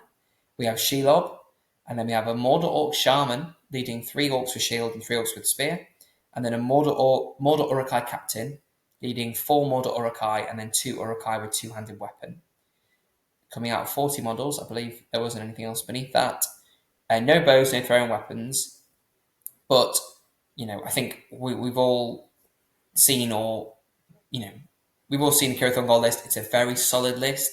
It's just a case of getting that animosity, strategically placing your models, then giving Shelob enough cover just to let her run riot. And she gets that extra attack, doesn't she, against man or... Yeah, she can go up to 3 attacks if she charges, yeah. Which makes her a bit more reliable. And obviously, if she does win the fight, she's going to wound or kill everything she's in contact with the venomous stuff. She's still affected by banners as well, isn't she? So I don't think there's anything that says she isn't. So if you can keep your banner relatively close to her, it can make her more reliable as well. Yeah. The Mordor Orc Shaman's a very interesting choice because it only affects Mordor Orcs. With the Fury. Yeah, so it only affects about half the army. Yes, the Mordor Urukai have got slightly better courage anyway. But, it's a good army. You've got a lot of hitting power. The animosity works really well. Good amount of might. Shagrat is a fight 6 fantastic striking leader. Okay, he's a bit less durable with strike defense 5 now, but still very, very good. Good model count, 40 models. Could overwhelm people. Yeah. If it gets stuck in a grind, or if it gets... in a position where it's unable to bring its numbers to bear, this army can die very quickly as well. It's got pretty low defense across the board. Yeah, it's a case of like you want to end the game as fast as possible. You don't really want this to drag out with a list like this because there's not really much that's high defense. I was just reading the rule of Shelob where I think she can elect to eat one of the friendly models and then she gets to re-roll the dice in the dual roll. Yeah, which is pretty nice. So there's just lots of shenanigans in this list. Obviously, Gorbag is a tried and tested, great value hero, and you've just gone through Shagrak. So yeah, I mean, I like the list. I think the Mordor Urukai, the models themselves are great. It's a shame they're only like D4, but they obviously strength 4, fight 4, so it's giving that giving this army some, I guess, some durability in fights, just in terms of dual rolls, being able to compete against other Fight 4 armies. 40 models as well, right? Bring your numbers to bear, overwhelm them, and then let Shagrak, Gorbag, and Shelob just enjoy themselves. Shagrak being one of the few Fight 6 evil heroes, really, that I'm aware 3 of. Fate as well. Yeah. It's a fantastic hero. Exactly. Leader. Shame he's in D5, but such is life. Speaking of 40 models, we have a Kingdom of Khazad-dum dwarf list with 40 models in it. So it's dead on the nose, 650 points. We've got a Dwarf King with throwing weapons, 15 Khazad Guard, King's Champion group with 4 Dwarf Warriors with shields, 6 Dwarf Rangers with longbows, a Dwarf Captain, and then the identical warband, 4 Dwarf Warriors shield, 6 Dwarf Rangers with longbows. Only 6 might, each hero only having 2 each there, but 40 flipping dwarves. And these, okay, there's 12 Rangers in there, which are lower defense, but that is 12 powerful Rangers that are going to provide a big shooting threat. What do you think of this? I really like this list. I ran Khazad-dum in the previous edition. Dwarf captains are like arguably one of the best captains in the game, being D8 or something. I believe so, yeah, D8. It's got a shield, 5. right? Yeah, fight 5. Just very solid. You can throw them into a lot of big things and just soak up damage for a couple of turns while everything else does the work it needs to do. 12, like you say, right, 12 Rangers, 3+ shoot value, still D5, so it's not exactly their like D4 or D3, right? They've still got some durability there, and you're going to outshoot a lot of stuff with that list, surprisingly. Even elves would be a little worried about this because you've got so much D7 on the front line. Yeah, You've got a lot of protection for your quote unquote weaker troops, but 40 models where a lot of this is going to be basically your opponent fishing for 6s to kill them. It's going to be tricky to break down this one. Monsters obviously are a bit of a counter to this because they've got a striker in the list, but there's nothing 2 like... strikers actually. Dwarf King can strike. Oh, Dwarf King can strike? I believe so. Oh, wow, okay. I might be wrong. We'll double check that. I know last edition had the March and Resolve, but it might be the strike as well. But nonetheless, I think monsters can be a little tricky for this list with them only being fight 6, but I actually maybe retract that statement. I generally think this... I apologise. No, the Dwarf King can't strike. He's got March and Resolve. You're right. But yeah, you got the Khazad Guard on the list who are all 2-hand in. Again, the point that you raised last time with the banners, it maybe sort of interferes a little bit with the army bonus in the sense of, does it give you the most value out of the points you're spending? It'd be interesting to see how they use it, and maybe speak to them on the weekend, see how they found it. But yeah, I mean, what do you think of the list? It's an interesting one. The King's Champ, with him not being your leader, you can be quite aggressive and reckless with him. And because he's got such a high defence and all the fate that he can use from the heralds nearby, you can really aggressively go at your opponent's leader trying to get VPs off them. And he's got strength 5, he can do a lot of damage. But I'm not sure with the banners, I don't know if you're going to quite get the value out of it. Maybe there's other choices that could have been better for it. Dwarf King's good value, I like the throwing weapons on it. And the Khazad Guard are good. I'd like to see more Iron Guard, or just some Iron Guard. There's no Iron Guard in here. Yeah. Just some Iron Guard in the list. I think if you were going to run the King's Champion, you get the most value out of those banners by having some Iron Guard nearby. So you can keep re-rolling. Yeah. Yeah, I think, I don't know if they've retained their throwing weapons, but... Iron Guard, yeah, they have. Yeah. Oh, they have? Yeah. So, yeah. So 4+, I believe. Yeah, but they've got 2 attacks. They're fight 4, strength 4, of course. Yeah. Which in this list actually is harder to come by because the Dwarf Warrior is just a strength 3 for whatever reason. So the Iron Guard give you basically everything you want. And they're still D6s, no D7, but D6 they've got 2 attacks good. in the fight. Yeah. You plus can a banner, plus a reroll if you're massively outnumbered. Yeah. You have 4 dice in the fight. It's pretty damn good. Yeah, definitely. 2 attempts. Basically, you've got 2 chances of rolling a 6, right? Instead of 4 chances of rolling a 6. Sorry. So yeah, no, I really like the list. I think this one as well. Like, obviously, mobility is always a tricky one, but you have 40 dwarves now. Yes, they're going to be shuffling around the board, but you still got some presence on the board. So and Objective Games. Yeah, I'm not as worried about mobility with this list just because of the sheer weight of numbers you've got. Yeah. It's going to be very difficult for your opponent to tag up and tie up 40 models. Yeah. And because it's slow to grind through and kill them, that even end game, you're probably going to have a good amount of models. Yeah. And they can just about spread out and get where they want. Yeah. And because they're not crazy high on strength and +1 to wound for space supports and all the crazy stuff that Army of Erebor get, they won't kill their opponent too quickly. So it will make sure their game lasts longer, giving them time to get where they need to be. Good courage as well, generally, dwarves have. So yeah, they're going to outlast their opponents. Yeah. Oh, and there we go. So we've got through all the list there, guys. Hope you enjoyed that and found that insightful in some ways. We can't wait for the tournament. And the people are attending. Look forward to seeing you there. Tournament starts at 9:30, game 1. We're going to be getting everyone there hopefully for 9 o'clock. When it opens, we'll be waiting to direct you in the car park. And if you've enjoyed the video, please like, subscribe, comment, let us know what you think. Correct us on mistakes we might have made. I'm sorry we don't know every single army off by heart. We know a lot about it, but not quite perfect. Anything you'd like to say? Final comments, Ryan? No, but thank you for having me on. It's been great to talk about all the different armies, and yeah, it just makes me more excited for the weekend. Yeah. See you. Thanks for the insight as well. Appreciate it. And No worries. have a good night, everyone. See you later.